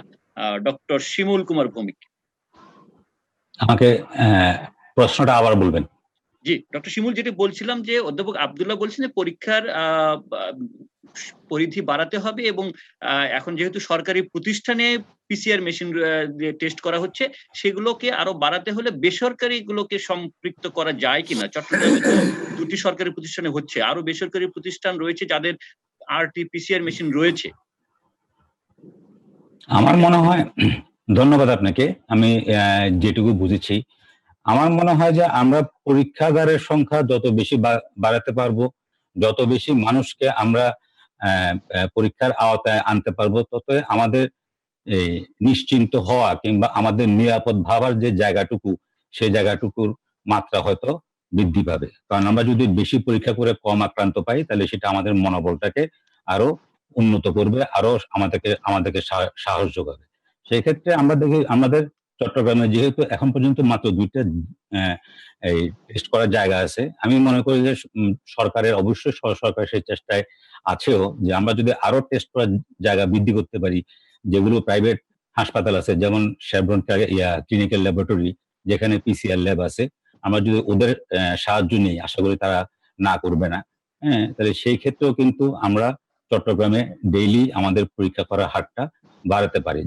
যেমন আমাদের চট্টগ্রামে কিন্তু তুলনামূলকভাবে ঢাকা, গাজীপুর কিংবা নারায়ণগঞ্জের তুলনায় এখন পর্যন্ত আক্রান্তের সংখ্যা কম, তেমনি আমাদের পরীক্ষা করার সংখ্যাও কিন্তু কম। আর রিপোর্ট দেরিতে পাওয়া কিংবা অনেক ক্ষেত্রে রিপোর্ট না পাওয়া, এই ধরনের কিছু কমপ্লেন শোনা যায়, কিন্তু সেইটা কতটুকু কি কারণে হচ্ছে সেটা অবশ্য বোধগম্য না। তো আমি মনে করি যে আমাদের পরীক্ষাগারের সংখ্যা, সেটা সরকারি হোক বেসরকারি হোক যে কোনো পর্যায়ে হোক, আমাদের যত বাড়ানো যাবে, পরীক্ষার সংখ্যা যত বাড়ানো যাবে, তত তথ্যগুলো আমাদেরকে মনোবল আমাদের চাঙ্গা করতে সাহায্য করবে। নমুনা পরীক্ষা যদি বেসরকারি খাতে করতে হয়, সেক্ষেত্রে কি স্বাস্থ্য অধিদপ্তর বা স্বাস্থ্য মন্ত্রণালয় সরকারের অনুমোদনের দরকার আছে কিনা, বা তারা তাদের কাছ থেকে তাদের বেসরকারি উদ্যোক্তারা তাদের কাছে এই প্রস্তাবনাটা দিয়েছে কিনা? না, এই ক্ষেত্রে আমি তো অবশ্যই মনে করি যে সরকারের অনুমোদন নিয়ে করাটাই ভালো। কারণ এখন পর্যন্ত যেহেতু আইইডিসিআরই পুরো এই পরীক্ষা যে প্রোগ্রামটি কিংবা পরীক্ষা নিরীক্ষার যে বিষয়টি, এটা পুরোটা তদারকি করছে। কাজে একটা সিঙ্গেল তদারকিতে থাকলে আমাদের সেটা সুবিধা, আমাদের রেজাল্ট গুলো কিউমুলেট করে একটা ইনফারেন্সে আসা আমাদের জন্য অনেক বেশি সুবিধা হয়। তো আমি মনে করি সেটা তাতে মানে সরকারের অনুমোদন থাকাটা বাঞ্ছনীয়। জি, ধন্যবাদ। আমি অধ্যাপক আব্দুল্লাহ আপনার কাছে শুনবো এই প্রসঙ্গে, তবে তার আগে একটু কৃষ্ণপদ রায় আপনার কাছে আসতে চাই। আপনি বিরতির আগে যেটি বলছিলেন যে ঢাকা মহানগর পুলিশের একটি বড় সংখ্যক 263 জন সদস্য কোভিড-19 পজিটিভ হয়েছেন। এই যে একটা নতুন পরিস্থিতিতে দায়িত্ব পালন করতে গিয়ে আপনারা যেমন সচেতনতার সৃষ্টির চেষ্টা করছেন, আইন শৃঙ্খলা রক্ষার চেষ্টা করছেন, পাশাপাশি কিছু মানবিক পুলিশিংও করছেন। কিন্তু এই যে 263 জন আক্রান্ত হলো, তাতে কি আপনারা কোনো সমস্যার সম্মুখীন হচ্ছেন, অথবা আপনাদের বাহিনীর সদস্যদের কাজের মনোবলের ক্ষেত্রে এর কোনো প্রভাব পড়ছে কিনা? যে দেখুন, এই চ্যালেঞ্জটা, এই ধরনের একটা পরিস্থিতির মধ্যে দিয়ে আমাদের যেতে হবে, সেই আশঙ্কা কিন্তু সবসময়ই ছিল। আমরা তো আর পুলিশ তো সমাজের বিচ্ছিন্ন অংশ নয়, যারা মাঠে কাজ করবে তাদের আশঙ্কা বেশি থাকবে। ডাক্তাররা যেখানে আশঙ্কা বেশি, তারা রোগীর সংস্পর্শে যাচ্ছেন, আমরা ফিল্ডে বেশি থাকছি, আমাদের সমস্যা হতে পারে। সে কারণে প্রথম থেকেই কিন্তু আমাদের ইন্সপেক্টর জেনারেল মহোদয় আমাদের স্বাস্থ্য সচেতনতা বিষয়ে বারবারই সাবধান করে দিয়েছেন। আমাদের যথেষ্ট স্বাস্থ্য যে ব্যবস্থা আছে, মাস্ক বলেন, গ্লাভস বলেন, সেগুলা পরিধান করার জন্য, এবং আমাদের যে ব্যবস্থাপনা, আমাদের কোনো লোক সদস্য যদি আক্রান্ত হয়, তার আশেপাশে কারা ছিলেন, কারা একসাথে ডিউটি করেছেন, তাদেরকে কোয়ারেন্টাইনে নিয়ে যাওয়া যাতে এটা বিস্তারটা না হয়, তারপরে কিছু সদস্যকে আইসোলেশনে নিয়ে যাওয়া, এরকম বিভিন্ন ব্যবস্থা কিন্তু আমরা নিয়েছি। ঢাকায় কিন্তু অনেক থানাকে কিন্তু আমরা ভাগ করে দিয়েছি, তার টোটাল ফোর্সকে হয়তো 1/3 করে সে কাজে লাগাচ্ছে, বাকি 2/3 হয়তো আশেপাশের কোনো হোটেলে থাকছেন। সদর থানায় একসাথে থাকলে আসলে ডিউটি করুক আর না করুক, তাদের ঝুঁকিতে থেকেই যান।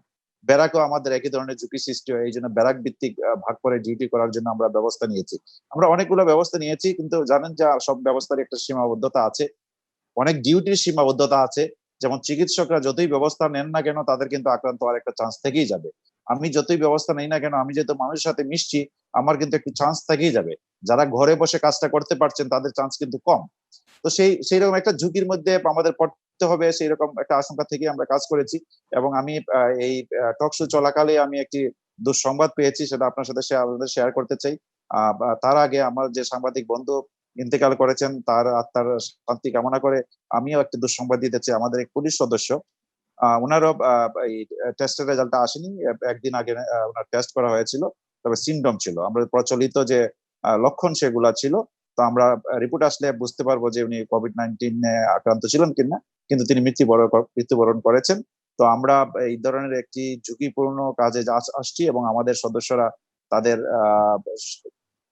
সর্বোচ্চ উজাড় করে দায়িত্ব পালন করছেন, এবং একজন কিন্তু সর্বোচ্চ স্যাক্রিফাইসই আমাদের এক সদস্য করবেন।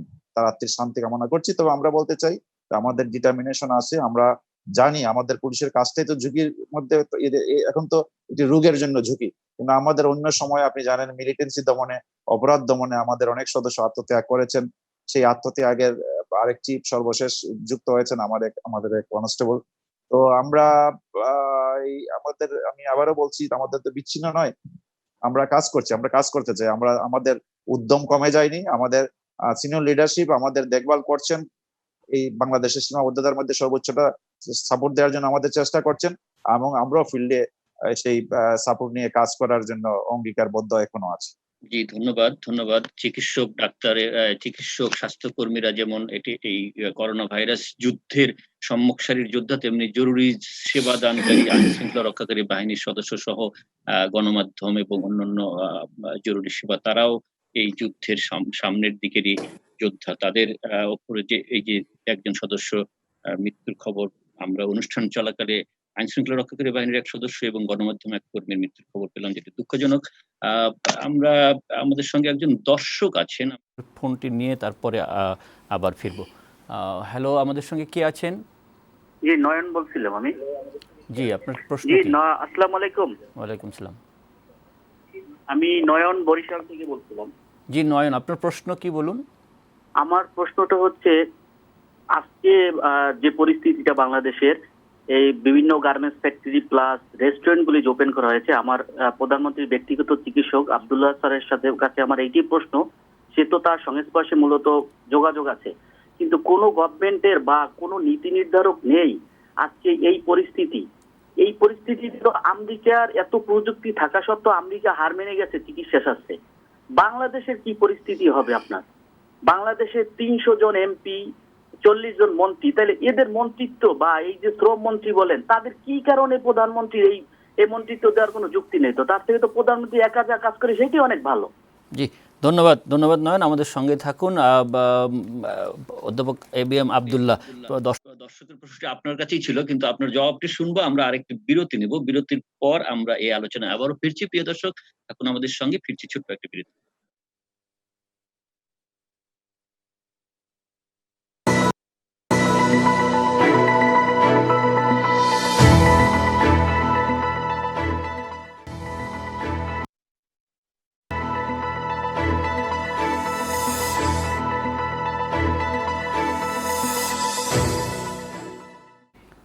শেভরন বিশ্বময় করোনা অনুষ্ঠানে আরও একবার স্বাগত। আমরা আলোচনায় ছিলাম বিরতির আগে। একজন দর্শক প্রশ্ন করেছিলেন, অধ্যাপক ABM আব্দুল্লাহ, আপনার কাছে, আপনি আমাদের সঙ্গে যুক্ত আছেন। দর্শকের যে প্রশ্নটি ছিল যে প্রধানমন্ত্রীর কাছে সঠিক তথ্য দেয়া হচ্ছে না, তাহলে এত মন্ত্রী এমপি থাকার দরকার কী? কারণ তিনি তো সঠিক তথ্য পান না। একদিকে আমাদের আক্রান্তের সংখ্যা বাড়ছে, আর একদিকে গার্মেন্টস শিল্প কারখানা, হোটেল রেস্টুরেন্ট খুলে দেওয়া হচ্ছে।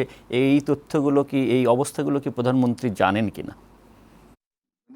আমি মনে হয় যে আগের যে আপনার যে কথাটা, এটা একটু বলে ফেলি। আমরা কিন্তু ফ্রন্ট লাইনের যুদ্ধে অনেকেই, ডাক্তার, নার্স, স্বাস্থ্যকর্মী, এক গ্রুপ একটা আছে, চলছে। প্রথম দিকে একটু আমাদের অসুবিধা হয়েছিল, তো যাই হোক, এখন আমরা যুদ্ধ চালিয়ে যাচ্ছি, এবং অনেক ডাক্তার, নার্স, স্বাস্থ্য সহ কিন্তু আক্রান্ত হয়ে গেছেন। বাইদিন আপনি হয়তো জানেন, এটা প্রায় বোধহয় 700 ছাড়িয়ে গেছে আর কি। 727 জন, বাংলাদেশ মেডিকেল অ্যাসোসিয়েশনের তথ্য অনুযায়ী 727 ছাড়িয়ে গেছে আর কি, সেটি মানে অনেকেই আক্রান্ত হয়ে গেছেন। আর যারা যে নিরাপত্তা কর্মী, তারাও কিন্তু অনেক ঝুঁকি নিয়ে কাজ করছেন। পুলিশ, বিজিবি বলেন, আর্মি বলেন, তাদের কিন্তু অনেক ঝুঁকি, কারণ লোকজনের কাছে যেতে হচ্ছে, তারাও কিন্তু ঝুঁকি, তারাও যে কোনো সময় আক্রান্ত, অলরেডি আক্রান্ত হচ্ছে না, তাদের কিন্তু অনেকেই আক্রান্ত ডাক্তারদের মতোই। এবং যেটা আপনি বললেন যে সাংবাদিক ভাইরা, মিডিয়া কর্মী, আপনি মিডিয়া, প্রিন্ট মিডিয়া বলেন, ইলেকট্রনিক যেই থাকেন, তাদেরকে কিন্তু অনেক ঝুঁকি নিয়ে যেখানে সেখানে যেতে হচ্ছে, সাক্ষাৎকার নিচ্ছে। সাংবাদিকরাও কিন্তু অনেক ঝুঁকি মধ্যে, ইভেন যখন ইটালি থেকে লোক আসে, আমি দেখছি একবারে সাংবাদিক ভাইরাও কিন্তু হুমড়ি খাইয়ে ওদের কাছে যাচ্ছে, ফটো ওঠাচ্ছে, এগুলো কিন্তু ঝুঁকিপূর্ণ। যাই হোক, তারপর তারা কাজ করে যাচ্ছে, করতে হবেই। এই দুর্যোগ মুহূর্তে আমাদেরকে দায়িত্ব না নিয়ে ছাড়া উপায় নাই, আমরা অবশ্যই করছি আর কি। যে ওনার যে প্রশ্নের জবাবটাও দিচ্ছি, আসলে বাংলাদেশের বাস্তবতা হলো, মানুষের একটা বিশাল অংশ কিন্তু দিন এনে দিন খাওয়ার মানুষ। গার্মেন্ট কর্মী বলবেন, লেবার, মানে যে কোনো লেবার বলেন, রিক্সাওয়ালা বলেন, মোটাওয়ালা বলেন, ফেরিওয়ালা, এই ঠেলা গাড়িওয়ালা, এরকম কিন্তু এবং রাস্তাঘাটে কিন্তু অনেক লোকজন থাকে, রাস্তায় দিন আনে দিন কিন্তু প্রচুর লোক। এখন ব্যাপার তাদের চিন্তা হলো, অনেকের সঙ্গে কথা বললে আমিও বুঝি, আপনিও জানেন, এবং পার্শ্ববর্তী দেশের কয়েকটা মিডিয়াতে আমি অনেকের সাক্ষাৎকার দেখলাম, তারা বলছে আমরা করোনাটা চিনি না, আমরা যে করোনায় তো আমাদের মেরে ফেলবে না, আমরা মারা যাবো, কিন্তু না খাইয়ে পেটের জন্য কিন্তু মারা যাবো।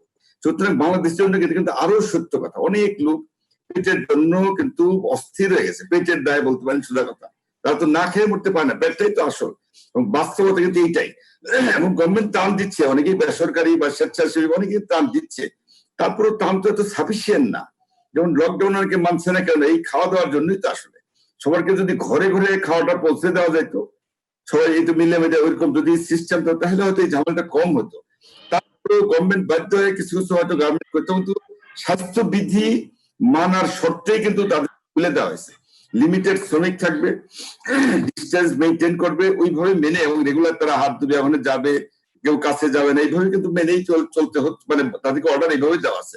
বাস্তবতা হলো তারা কতটুকু মেনে চলবে, কারণ একটু যদি নাই করেন দেশের অর্থনীতির উপরে কিন্তু একটা বিশাল চাপ করে যাচ্ছে। শুধু এই গার্মেন্ট বলে না, অন্যান্য যত ছোটখাটো শিল্প কারখানা সবগুলোই তো ঝুঁকির মধ্যে পড়ে গেছে। এমনকি যে ধান কাটার সময় দেশে কিন্তু প্রচুর ধান হয়ে গেছে, এখন কৃষক যদি ধানটা কেটে ঘরে না তুলতে পারে, তাহলে তো আমাদের আরেক খাদ্য সমস্যা হয়ে যাবে, অভাবের একটা সম্মুখীন আমাদের হতে হবে। সেই জন্য কিছু কিছু শ্রমিক, ধান কাটার শ্রমিকও কিন্তু এই আওতার মধ্যে পড়ে গেছে। আমার মনে হয় গভর্নমেন্ট হয়তো চিন্তা অনেক করে দিচ্ছে, খুব আস্তে আস্তে আস্তে আস্তে আমরা আশা করি যদি অবস্থা আরো উন্নতি হয়, তাহলে হয়তো লকডাউন কিন্তু ওইভাবে একটু শিথিল করতেই হবে। যদিও স্কুল কলেজ এগুলো সব বন্ধ আছে, এগুলো বন্ধ রাখতেই হবে। তো এই জিনিসগুলো যারা খেটে খাওয়া মানুষ, তাদের জন্য মনে হয় আরেকটু রিল্যাক্স হয়তো বা অবস্থার পরিপ্রেক্ষিতে গভর্নমেন্ট সিদ্ধান্ত নিতেও পারে আর কি, যেটা করতে হয়তো বা হবে। এবং অনেক দেশ, আপনি পাকিস্তান দেখেন, ইন্ডিয়া, তারাও কিন্তু লকডাউন শিথিল করছে, এবং অনেক দেশে লকডাউন কিন্তু শিথিল করা হচ্ছে ওই বাধ্যবাধকতার কারণে, বাস্তবতা কারণে, বিশেষ করে অর্থনৈতিক অবস্থাটা বিবেচনা করে। আমার মনে হয় আমাদের গভর্নমেন্ট কিন্তু ওইভাবেই ডিসিশনটা নিচ্ছেন তারা। না, ডাব্লিউএইচও সবশেষ যেটি বলেছে যে এই যে লকডাউন শিথিল করা হচ্ছে, এর মাধ্যমে ইমিউনিটি পাসপোর্ট দেওয়া হচ্ছে করোনা ভাইরাসকে। এটি কিন্তু বলেছে। আজকে বিদেশি আন্তর্জাতিক দুটি সংস্থার দুটো রিপোর্ট এসেছে, আপনাদের মাধ্যমে দর্শককেও জানাতে চাই, আপনাদের কাছে এই তথ্যটা দিই। সেটি একটি হলো রিপোর্টার্স উইদাউট বর্ডার, তারা বলেছে যে বাংলাদেশে গণমাধ্যম কর্মীরা আক্রান্ত হচ্ছে, এটা তারা উদ্বেগ প্রকাশ করেছে, এবং তাদের একটা স্বাস্থ্যবিধি গাইডলাইন এটি অনুসরণের তাগিদ দিয়েছেন।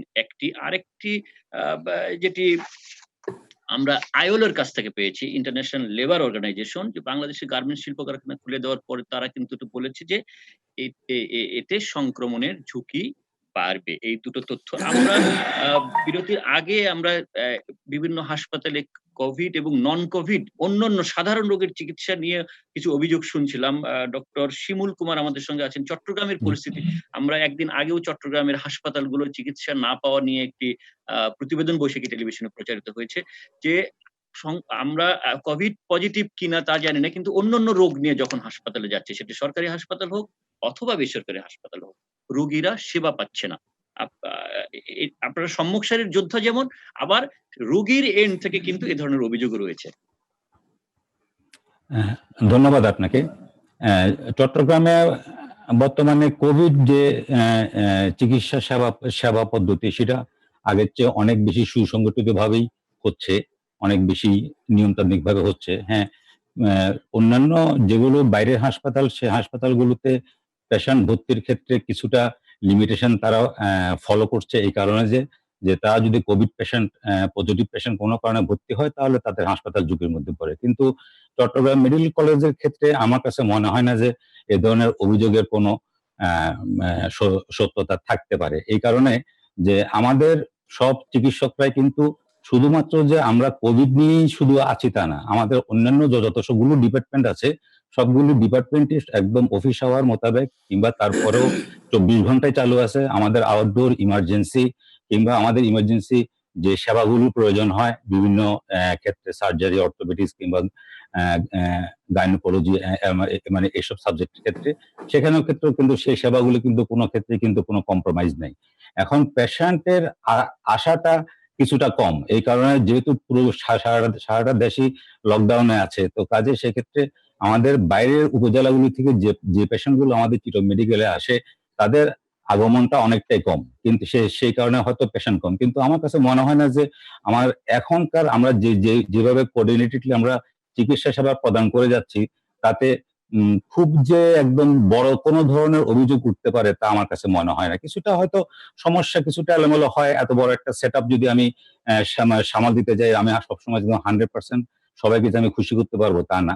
কিন্তু আমাদের সেবা প্রদানের ক্ষেত্রে অভিযোগ ঠিক মানে কি রকম সেটা জানলে হয়তো আমার জন্য খুব ভালো হতো, কিন্তু আমি ওই ধরনের একদম বেশি অভিযোগ তোলার মতো কোনো অব্যবস্থা আমার কাছে মনে হয় যে এখন সেটা আছে বলে আমার কাছে মনে হয় না। এবং আমাদের কোভিড হাসপাতালগুলিও অনেক অর্গানাইজড এখন আগের চেয়ে।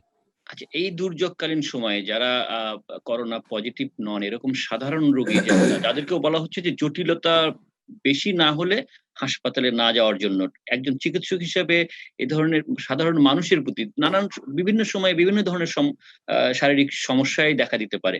আপনাদের পরামর্শ কি একজন চিকিৎসক হিসেবে সাধারণ মানুষকে? ধন্যবাদ আপনাকে। যেহেতু এখন একটা করোনার মতো একটা সংক্রমণের সিজন চলমান, মানে সেহেতু আমরা যে সমস্ত পেশেন্টকে আমরা ঘরে রেখে চিকিৎসা দিতে পারি, যে সমস্ত পেশেন্টের ক্ষেত্রে হাসপাতালে না আসলেও চলে, যেমন আমরা কিন্তু পেশেন্টরা হাসপাতালে না আসলেও আমাদের কিন্তু ইমার্জেন্সি যে মানে হটলাইন গুলো কিংবা মানে আমাদের বিভিন্ন চিকিৎসকের যে ফোনগুলো সেগুলো কিন্তু বিএমএ থ্রোতে চট্টগ্রাম মেডিকেল কলেজ ও হাসপাতালের থ্রোতে, ইভেন আমাদের শেরবন ক্লিনিক্যাল ল্যাবরেটরির থ্রোতে এগুলো কিন্তু ইন্টারনেটে দেওয়া আছে। এবং আমরা কিন্তু এই পেশেন্টগুলোকে টেলিমেডিসিনের মাধ্যমে তাদের যে স্বল্প শারীরিক সমস্যা সেগুলো কিন্তু সাপোর্ট দিয়ে যাচ্ছি এই মুহূর্তে। কারণ একটা পেশেন্ট যদি যখন হাসপাতালে আসে তাহলে সেক্ষেত্রে শুধু পেশেন্ট একলাই আসেন না, তার সঙ্গে কিন্তু তার স্বজনরাও আসেন। তাহলে যত বেশি পেশেন্ট আসবে তত বেশি স্বজনের সমাগম হবে, সেটা কিন্তু আবার এই করোনা ছড়ানোরও একটা বিষয় হয়ে দাঁড়াতে পারে। কারণ ইদানিং আমরা মানে রোগের লক্ষণ নাই কিন্তু করোনা পজিটিভ এই ধরনের পেশেন্টও কিন্তু আমরা পাচ্ছি, আবার পেশেন্টরাও কিন্তু তাদের লক্ষণগুলো গোপন করছে। তাহলে আমরা সেই ক্ষেত্রে এরকম হাসপাতালের মতো একটা বড় জায়গায়, যেহেতু এখনো চট্টগ্রাম মেডিকেল কলেজ হাসপাতাল করোনা ডিক্লেয়ার্ড না, এটা যেহেতু কোভিড হাসপাতাল নয়, তাহলে এখানে আমরা যদি যত বেশি ভিড় করব তত বেশি আমাদের সংক্রমণের সমস্যা থাকবে, সম্ভাবনা থাকবে। সেজন্য আমরা যাদের ক্ষেত্রে প্রয়োজন নাই তাদেরকে চেষ্টা করছি যে টেলিমেডিসিনের মাধ্যমে তাদেরকে সহায়তা দিয়ে তারা যাতে ঘরে থেকে চিকিৎসা নেয়, আর যাদের শারীরিক অসুস্থতার মাত্রা বেশি তাদের ক্ষেত্রে তাদেরকে আমরা হাসপাতালে আসার জন্য আমরা পরামর্শ দিচ্ছি। ধন্যবাদ অধ্যাপক এবিএম আব্দুল্লাহ। এই দিকটা যেমন রয়েছে, দেখুন আরেকটি দিকে আপনি একটু আগে বলেছেন যে তথ্য গোপন করে যারা চিকিৎসকের কাছে যাচ্ছেন অথবা হাসপাতালে যাচ্ছেন তিনি জানেন না যে তিনি বহন করছেন ভাইরাসের। একটি উদাহরণ দেই যে আজকেই সামাজিক যোগাযোগ মাধ্যমে এরকম তথ্য আসছে যে মাদারীপুরের একজন পোশাক শ্রমিক যিনি এই সাধারণ ছুটির পরে তার বাড়ি মাদারীপুরে গিয়েছিলেন, তিনি তার লক্ষণ ছিল এবং তার নমুনা সংগ্রহ করা হয়েছিল। এর মধ্যে গার্মেন্টস খোলার খবরে তিনি মাদারীপুর থেকে ঢাকায় চলে এসেছেন। আর তার তো নমুনার রিপোর্টটা তিনি ঢাকায় কাজে যোগদান করার পর পাওয়া গিয়েছে যে তিনি পজিটিভ। ইতিমধ্যে কিন্তু এই কর্মীটি মাদারীপুর থেকে ঢাকায় এসে কাজে যোগ দিয়েছেন, অনেকের সাথে কন্টাক্টে এসেছেন। এই হলো অবস্থা। তথ্য গোপন করে সম্মুখ সারির যোদ্ধাদেরকে ঝুঁকির মধ্যে ফেলছেন এবং আশপাশে যারা আছে তাদেরকেও ঝুঁকির মধ্যে ফেলছেন। এটি যেমন আছে, আবার সাধারণ রোগীদের চিকিৎসা না পাওয়ার অভিযোগও রয়েছে। এই দুইয়ের সমন্বয় হবে কিভাবে? আচ্ছা, ধন্যবাদ আপনাকে। আবার ডক্টর শিমুল কিন্তু সুন্দরভাবে এক্সপ্লেন করছে। একটা কথা বলা দরকার, আপনি হয়তো একটু আগেও বলছিলেন 81% রোগী কিন্তু এমনিতে ভালো হয়ে যায়, তাদের কিন্তু বেশি সিমটম থাকে না, হয়তো মাইল্ড সিমটম, কফ, কাশি, সর্দি, জ্বর, এগুলি তো করোনার সিমটম, সর্দি কাশির মতো। অর্থাৎ 80% রোগী দেখবেন যে এমনিতেই ভালো হয়ে যায়। অনলি 10-20% রোগী ডাক্তারের কাছে যায়। এর মধ্যে আইসিইউ কিন্তু খুব বেশি লাগে না, এই লেস দেন 5% বলি 1 to 5%। সুতরাং মেজরিটি রোগী ঘরে বসে ট্রিটমেন্টটাই কিন্তু সম্ভব এবং করা উচিত। তাই শুধু একটু খেয়াল রাখতে হবে ঘরে যেন উনি আইসোলেটেড থাকেন। ঘরে থাকলে তার ছেলে মেয়ে, বাপ ভাই সবার সঙ্গে যদি মিশেন তাহলে কিন্তু এটার পারপাস সার্ভ হবে না। সুতরাং ডাক্তারের সঙ্গে যোগাযোগ থাকবে। আজকাল তো ভিডিও কনফারেন্সের মাধ্যমে কথা বলা যায়। রোগী রেস্টে থাকবে, প্রচুর পানি খাবে, লিকুইড বেশি খাবে, ফলমূল খাবে, টাটকা ফল মূল, শাক সবজি খাবে, প্রচুর প্রোটিন জাতীয় সুষম খাদ্য খাবে এবং ঘরে বেশি ট্রিটমেন্ট দিলে উনি ভালো হয়ে যাওয়ার সম্ভাবনা খুব বেশি। সুতরাং আমিও সাজেস্ট করব অধিকাংশ রোগীকেই ঘরে বসে সম্ভব আপনারা ঘরেই অবস্থান করবেন। হ্যাঁ, যদি সিরিয়াস হয় টাইম টু টাইম ডাক্তার সাথে যোগাযোগ রাখবেন। যদি এরকম শ্বাসকষ্ট হয়, কাশি হয়, তখন কিন্তু ইমিডিয়েটলি ডাক্তার হয়তো হসপিটালে ভর্তি হওয়া লাগতে পারে।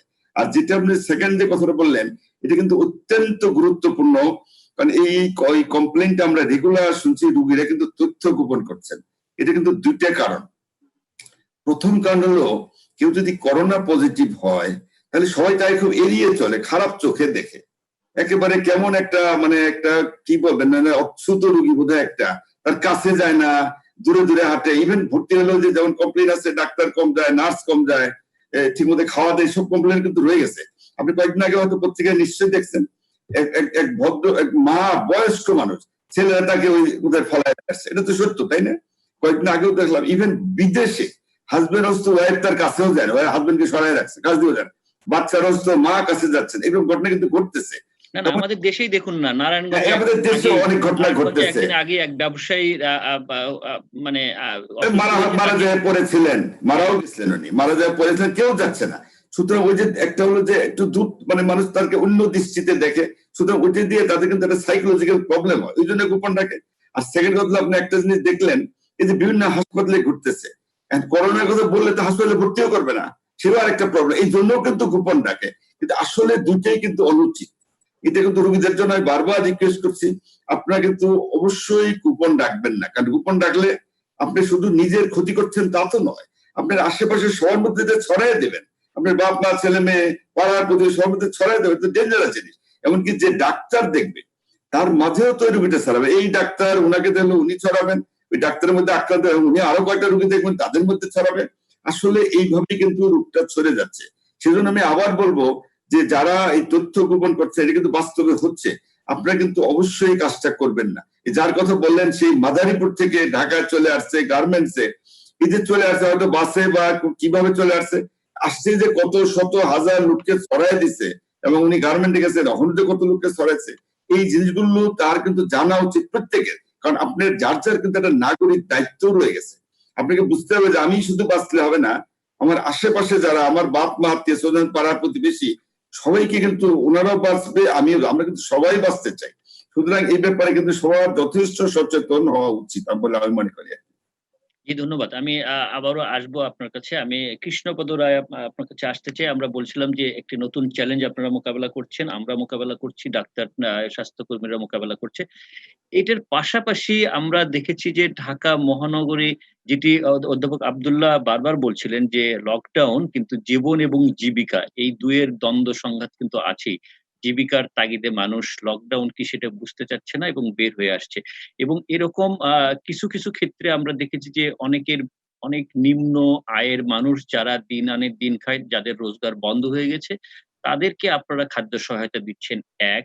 আরেকটি হলো যে অনেকের বাড়ি, বাড়ি গিয়ে বাড়িতে থাকার জন্য, বাড়িতে রাখার জন্য ঘরে খাবার পৌঁছে দিচ্ছেন। এই কাজে এটা একটা মানবিক দিক। এটা আইন শৃঙ্খলা রক্ষাকারী বাহিনীর হয়তো কাজ নয়। কিন্তু এই কাজ আপনারা করছেন। এটার উদ্বুদ্ধ হলেন কিভাবে? এক, আর এই কাজে সহায়তা পাচ্ছেন কি? কাদের? ধন্যবাদ আপনাকে। প্রথমেই আমি লকডাউন শব্দটা নিয়ে বারবার আমরা লকডাউন বলছি, বাংলাদেশে কিন্তু লকডাউন হয়নি। সমস্ত অনেকগুলা প্রতিষ্ঠান বন্ধ করে দেওয়া হয়েছে এবং সরকার এবং স্বাস্থ্য বিশেষজ্ঞ যারা আছেন তারা সবাই বলছেন যে আমরা যেন বাইরে না বেরোই। তো সেই একটা ব্যাপার। যাই হোক, আমরা এখনো সেই উপদেশের মধ্যেই আছি, কারণ আমাদের বিপদ এখনো যায়নি। আপনি যেটা বলছিলেন ত্রাণের সাথে যুক্ত হওয়ার ব্যাপারটি, দেখুন আমরা কিন্তু ওই যে অনেকেই কাজ করছেন, কিন্তু সরকারের যে দৃশ্যমান অর্গানাইজেশন সেটা হচ্ছে পুলিশ। পুলিশ দৃশ্যমান এবং সব জায়গায় দৃশ্যমান, এবং পুলিশকে কিন্তু একদম গ্রাস রুটে যেতে হয়, আনাচে কানাচে যেতে হয়, গলিতে অলিগলিতে যেতে হয়। তো সেখানে গিয়ে আমরা দেখতে পেয়েছি যে কিছু লোক একদম দারিদ্র সীমার নিচে আছেন, যারা দৈনন্দিন কার্যক্রমের উপর ভিত্তি করে তাদের সংসার চালাতে হয়, তারা প্রচন্ড অভাবে আছেন। তখন এবং এটা আপনি জানেন যে একটি সিস্টেমেটিক ত্রাণ আসতে কিন্তু কিছুদিন প্রসেসের দরকার, একটি অর্গানাইজড একটি ব্যবস্থাপনার দরকার।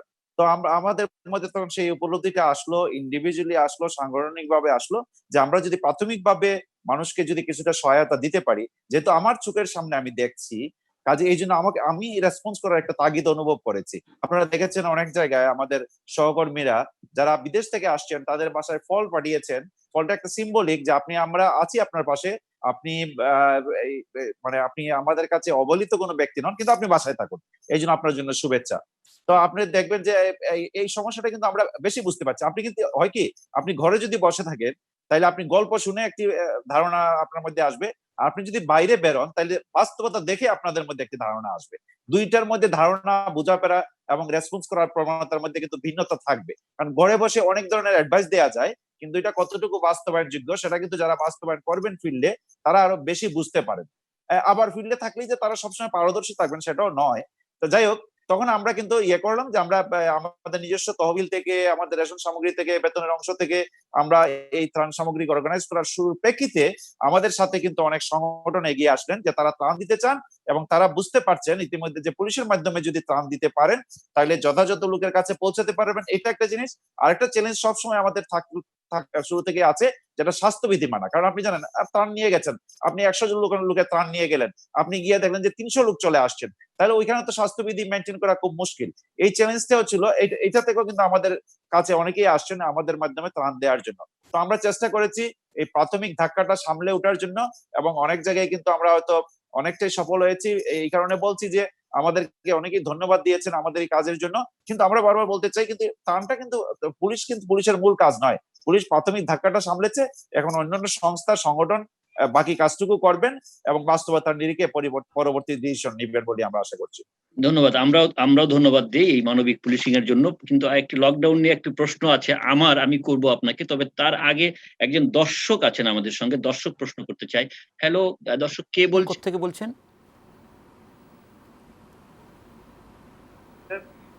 বলতেছি কাউলা। জি, আপনার প্রশ্নটা বলুন।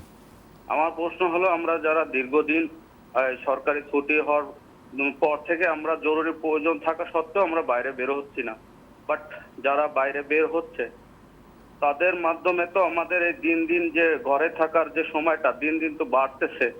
সেক্ষেত্রে তো আমাদের তো অর্থনৈতিক সমস্যা থাকার সত্ত্বেও আমরা বাইরে বেরোচ্ছি না, কিন্তু যারা বাইরে বেরোচ্ছে তাদের জন্য এই যে নিয়মিত যে সময় বাড়তেছে, সেক্ষেত্রে আমরা কি করব? আমরা আর কত সময় থাকবো ঘরে? জি, ধন্যবাদ, আমাদের সঙ্গে থাকুন। জনাব কৃষ্ণপদ রায়, আপনি বলছিলেন যে লকডাউন হয় নাই আমাদের, কিন্তু বিভিন্ন জেলা প্রশাসন যে লকডাউন করছে তাদের জেলায়, সেখানে কিন্তু তাদের প্রজ্ঞাপনে লকডাউন শব্দটা ব্যবহার করছে। আমি ঢাকা মহানগরীর কথা বলি, যেসব এলাকায় কোভিড-19 পজিটিভ রোগী শনাক্ত হচ্ছে তার একটি তথ্য আপনাদের থানাগুলোতে পৌঁছানো হয়, এবং থানা থেকে, আমি অভিজ্ঞতার কথা বলি, যে থানা থেকে একজন আপনাদের কর্মকর্তা সেই নির্দিষ্ট ঠিকানা ধরে সেই বাড়িতে যান এবং সেই বাড়িতে গিয়ে সেই বাড়ি বলে আসেন যে এই বাড়িতে রোগী আছে, অথবা লাল পতাকা দিয়ে আসেন, এবং এটাই বন্ধ করে দেওয়া হলো। এরকম ঘটনা ঘটে, এবং কিছু ক্ষেত্রে এমনও ঘটেছে যে একটি গলি বন্ধ করে দিয়ে আসার পরে ওই একটা অ্যাপার্টমেন্ট অথবা ওই গলির অন্যান্য বাড়ি, তারা কিভাবে চলবে, কিভাবে বের হতে পারবে না, কিন্তু তাদের খাবার সংকট দেখা দিতে পারে, অন্যান্য সংকট দেখা দিতে পারে, সে বিষয়ে আর কোনো খবর নেওয়া হয় না, এরকম অভিযোগ রয়েছে। ধন্যবাদ আপনাকে। এটা ঠিক যে আপনি লকডাউন বলেন আর যাই বলেন না কেন, আমরা তো টোটাল লকডাউনে না যে এলাকা ভিত্তিক লকডাউনকে আমরা কৌশল হিসাবে নিয়েছি, যে এলাকায় চিহ্নিত হবে ওই বাড়িটা এবং পার্শ্ববর্তী কিছু বাড়ি চলাফেরা সীমাবদ্ধ করে দেওয়া। তবে আপনি যেটা বলছেন এটা একটা বড় সমস্যা, যে ওই এলাকায় যারা রুগী নন, লকডাউন এলাকায় পড়ে গিয়েছেন, তাদের চলাফেরা যেহেতু সীমাবদ্ধ হয়ে যাচ্ছে, তাদের সমস্যাগুলা কে দেখবে? আমরা কিন্তু বিভিন্ন জায়গায় স্থানীয়ভাবে এটা সমাধান করার চেষ্টা করেছি। এটা কিন্তু একটা স্থায়ী সমাধান নয়, আমরা সাময়িক সমাধানের চেষ্টা করেছি। আমাদের নাম্বার দিয়ে এসেছি, আমরা অনেক কল রেসপন্স করেছি, যাদের ওষুধ লাগবে, যাদের খাবার লাগবে, যাদের বাজার লাগবে, আমরা প্রাথমিকভাবে একটা ধাক্কা সামলে দিয়েছি। কিন্তু এখানে আসলে নিশ্চয়ই অন্য আরো সংগঠন কাজ করার সুযোগ আছে, তারা নিশ্চয়ই করবেন। যে এই দিকটা মানে সবগুলা দিক তো আসলে আমি বলছি যে অনেকগুলো প্রশ্ন কিন্তু আমার সামনে চলে আসে, বিকজ আমি রাস্তায় থাকি, আমি দেখি, কিন্তু সবগুলো সমাধান কিন্তু আমার চোখে নেই। তারপরে আমরা সাময়িকভাবে হয়তো একজনকে রিক্সায় তুলে দিলাম, একজনকে ভ্যান গাড়ি তুলে দিলাম, একজনকে একটা খাবার প্যাকেট দিয়ে দিলাম, কিংবা আমার খাবার একজনের সাথে শেয়ার করলাম, সেটা একটা সাময়িক পদক্ষেপ। কিন্তু স্থায়ী পদক্ষেপ নেওয়ার জন্য অনেককেই কাজ করতে হবে। তবে এটাও বাস্তবতা আপনাকে মানতে হবে যে এই জিনিসগুলো আসলে নতুন, এই ব্যবস্থাপনা নতুন, এই জন্য হয়তো সবাইকে হিমশিম খেতে হচ্ছে। জি, ধন্যবাদ কৃষ্ণপদ রায়। আমরা একেবারে শেষ পর্যায়ে অধ্যাপক এবিএম আব্দুল্লাহ আপনার কাছ আলোচনাটা শেষ করতে চাই আপনাকে দিয়ে। যে একটি হলো যে শুরু করেছিলেন একটি স্বস্তির খবর দিয়ে যে আমাদের দেশে হয়তো আ মের মাঝামাঝি অথবা শেষ নাগাদ এটি চলে যাবে। করোনা ভাইরাসের প্রকোপটি কমে যাবে। এটি একটি ভালো খবর। আর আপনি বলছেন যে আমরা তথ্যও দেখছি যে ৮০-৮১% মানুষ সুস্থ হয়ে যাচ্ছেন এবং তাদের বেশিরভাগই বাড়িতে থেকেই হচ্ছেন। আপনি একজন বিশেষজ্ঞ চিকিৎসক হিসেবে আমাদের দেশের মানুষকে বলুন যাদের ভিতরে এই সংক্রমণের প্রাথমিক লক্ষণ দেখা যাবে তারা বাড়িতে থাকবে এবং কি করণীয় তাদের ক্ষেত্রে? ধন্যবাদ। আমাদের প্রথম কথা হলো যে আমি যে আশার খবরগুলো দিলাম আপনাকে, আশার বাণী শোনালাম, এগুলো তো সত্য যেন হয় এটি সবাই আমরা চাই। এটা বলার উদ্দেশ্য হলো অযথা আপনার যেন কেউ ভীত সন্ত্রস্ত না হন। প্রথম কথা হলো রোগটা কিন্তু সিরিয়াস না, এটা নিরাময় যোগ্য যে নয় তা কিন্তু নয়, বা একটা দুরারোগ্য ব্যাধিও কিন্তু নয়। এর চেয়েও কিন্তু অনেক ডেঞ্জারাস রোগ আছে। আমরা যদি করোনার পিছনে সবাই লেগে আছি, কিন্তু আপনি যদি তথ্য নেন গত কয়েক মাসের, দেখবেন অ্যাক্সিডেন্টে কত লোক মারা যায়, heart attack, stroke, kidney, liver, প্রচুর রোগী কিন্তু মানুষ কিন্তু অন্যান্য রোগেও কিন্তু মারা যায় এবং দেশে কিন্তু মারা যাচ্ছে, অনেক মারা যাচ্ছে। বিশেষ করে যে এখন যদি আপনি হাসপাতালের দিকে তাকান তাহলে দেখবেন হাসপাতালে কিন্তু রুগীই নাই। আউটডোর যান অন্য সময় কত রুগী, হাজারে হাজারে, দেখতে এই রুগীগুলো গেল কোথায়? তারা কিন্তু এগুলো আসতে পারছে, অনেক কিন্তু ঘরে বসে অনেক কিন্তু মারা যাচ্ছে। করোনা ভাইরাসের সংক্রমণ থেকে মানুষ বাঁচতে মানুষের কাছে পরামর্শ কি আপনার শেষ এক? না, সেটাই পরামর্শ একটাই কথা হলো আপনার স্বাস্থ্যবিধি মেনে চলবেন। যেটা বলা হচ্ছে সবাই বলছে, আপনারাও জানেন, রেগুলার নিয়মিত হাত ধুবেন, কমপক্ষে 20 সেকেন্ড, বাইরে থেকে হাত ধুবেন, খাওয়া দাওয়ার জন্য ভালো করে সিদ্ধ করে খান, প্রচুর পানি পান করুন, টাটকা ফলমূল, টাটকা শাকসবজি এগুলো খাবেন, পুষ্টিকর খাদ্য খাবেন। এবং যেটা ইম্পর্টেন্ট সেটা হলো লকডাউন যে একেবারেই হয় নাই তা কিন্তু না, লকডাউন কিন্তু হচ্ছে, তবে কিছু কিছু লোক লকডাউন মানছে না। আপনারা আরো কিছুদিন লকডাউনটা ভালো করে মেনে চলুন, ঘরে অবস্থান, ডিসটেন্সটা মেনটেন করুন, নিজে সুস্থ থাকুন, অন্যকেও সুস্থ থাকতে দেবেন। অনেক ধন্যবাদ অধ্যাপক এবিএম আব্দুল্লাহ, ডক্টর কুমার ভৌমিক এবং কৃষ্ণপদ রায়, আপনাদের তিনজনকেই আমাদের সঙ্গে যুক্ত হয়েছিলেন মাঝখানে মোহাম্মদ শাহেদ, রিজেন্ট হাসপাতালের চেয়ারম্যান। আপনাদের প্রত্যেককেই ধন্যবাদ জানাচ্ছি। সুপ্রিয় দর্শক, আপনারা যারা ছিলেন এতক্ষণ আমাদের সঙ্গে, আপনাদেরকে ধন্যবাদ। আপনারা ঘরে থাকুন, নিরাপদে থাকুন। শুভরাত্রি।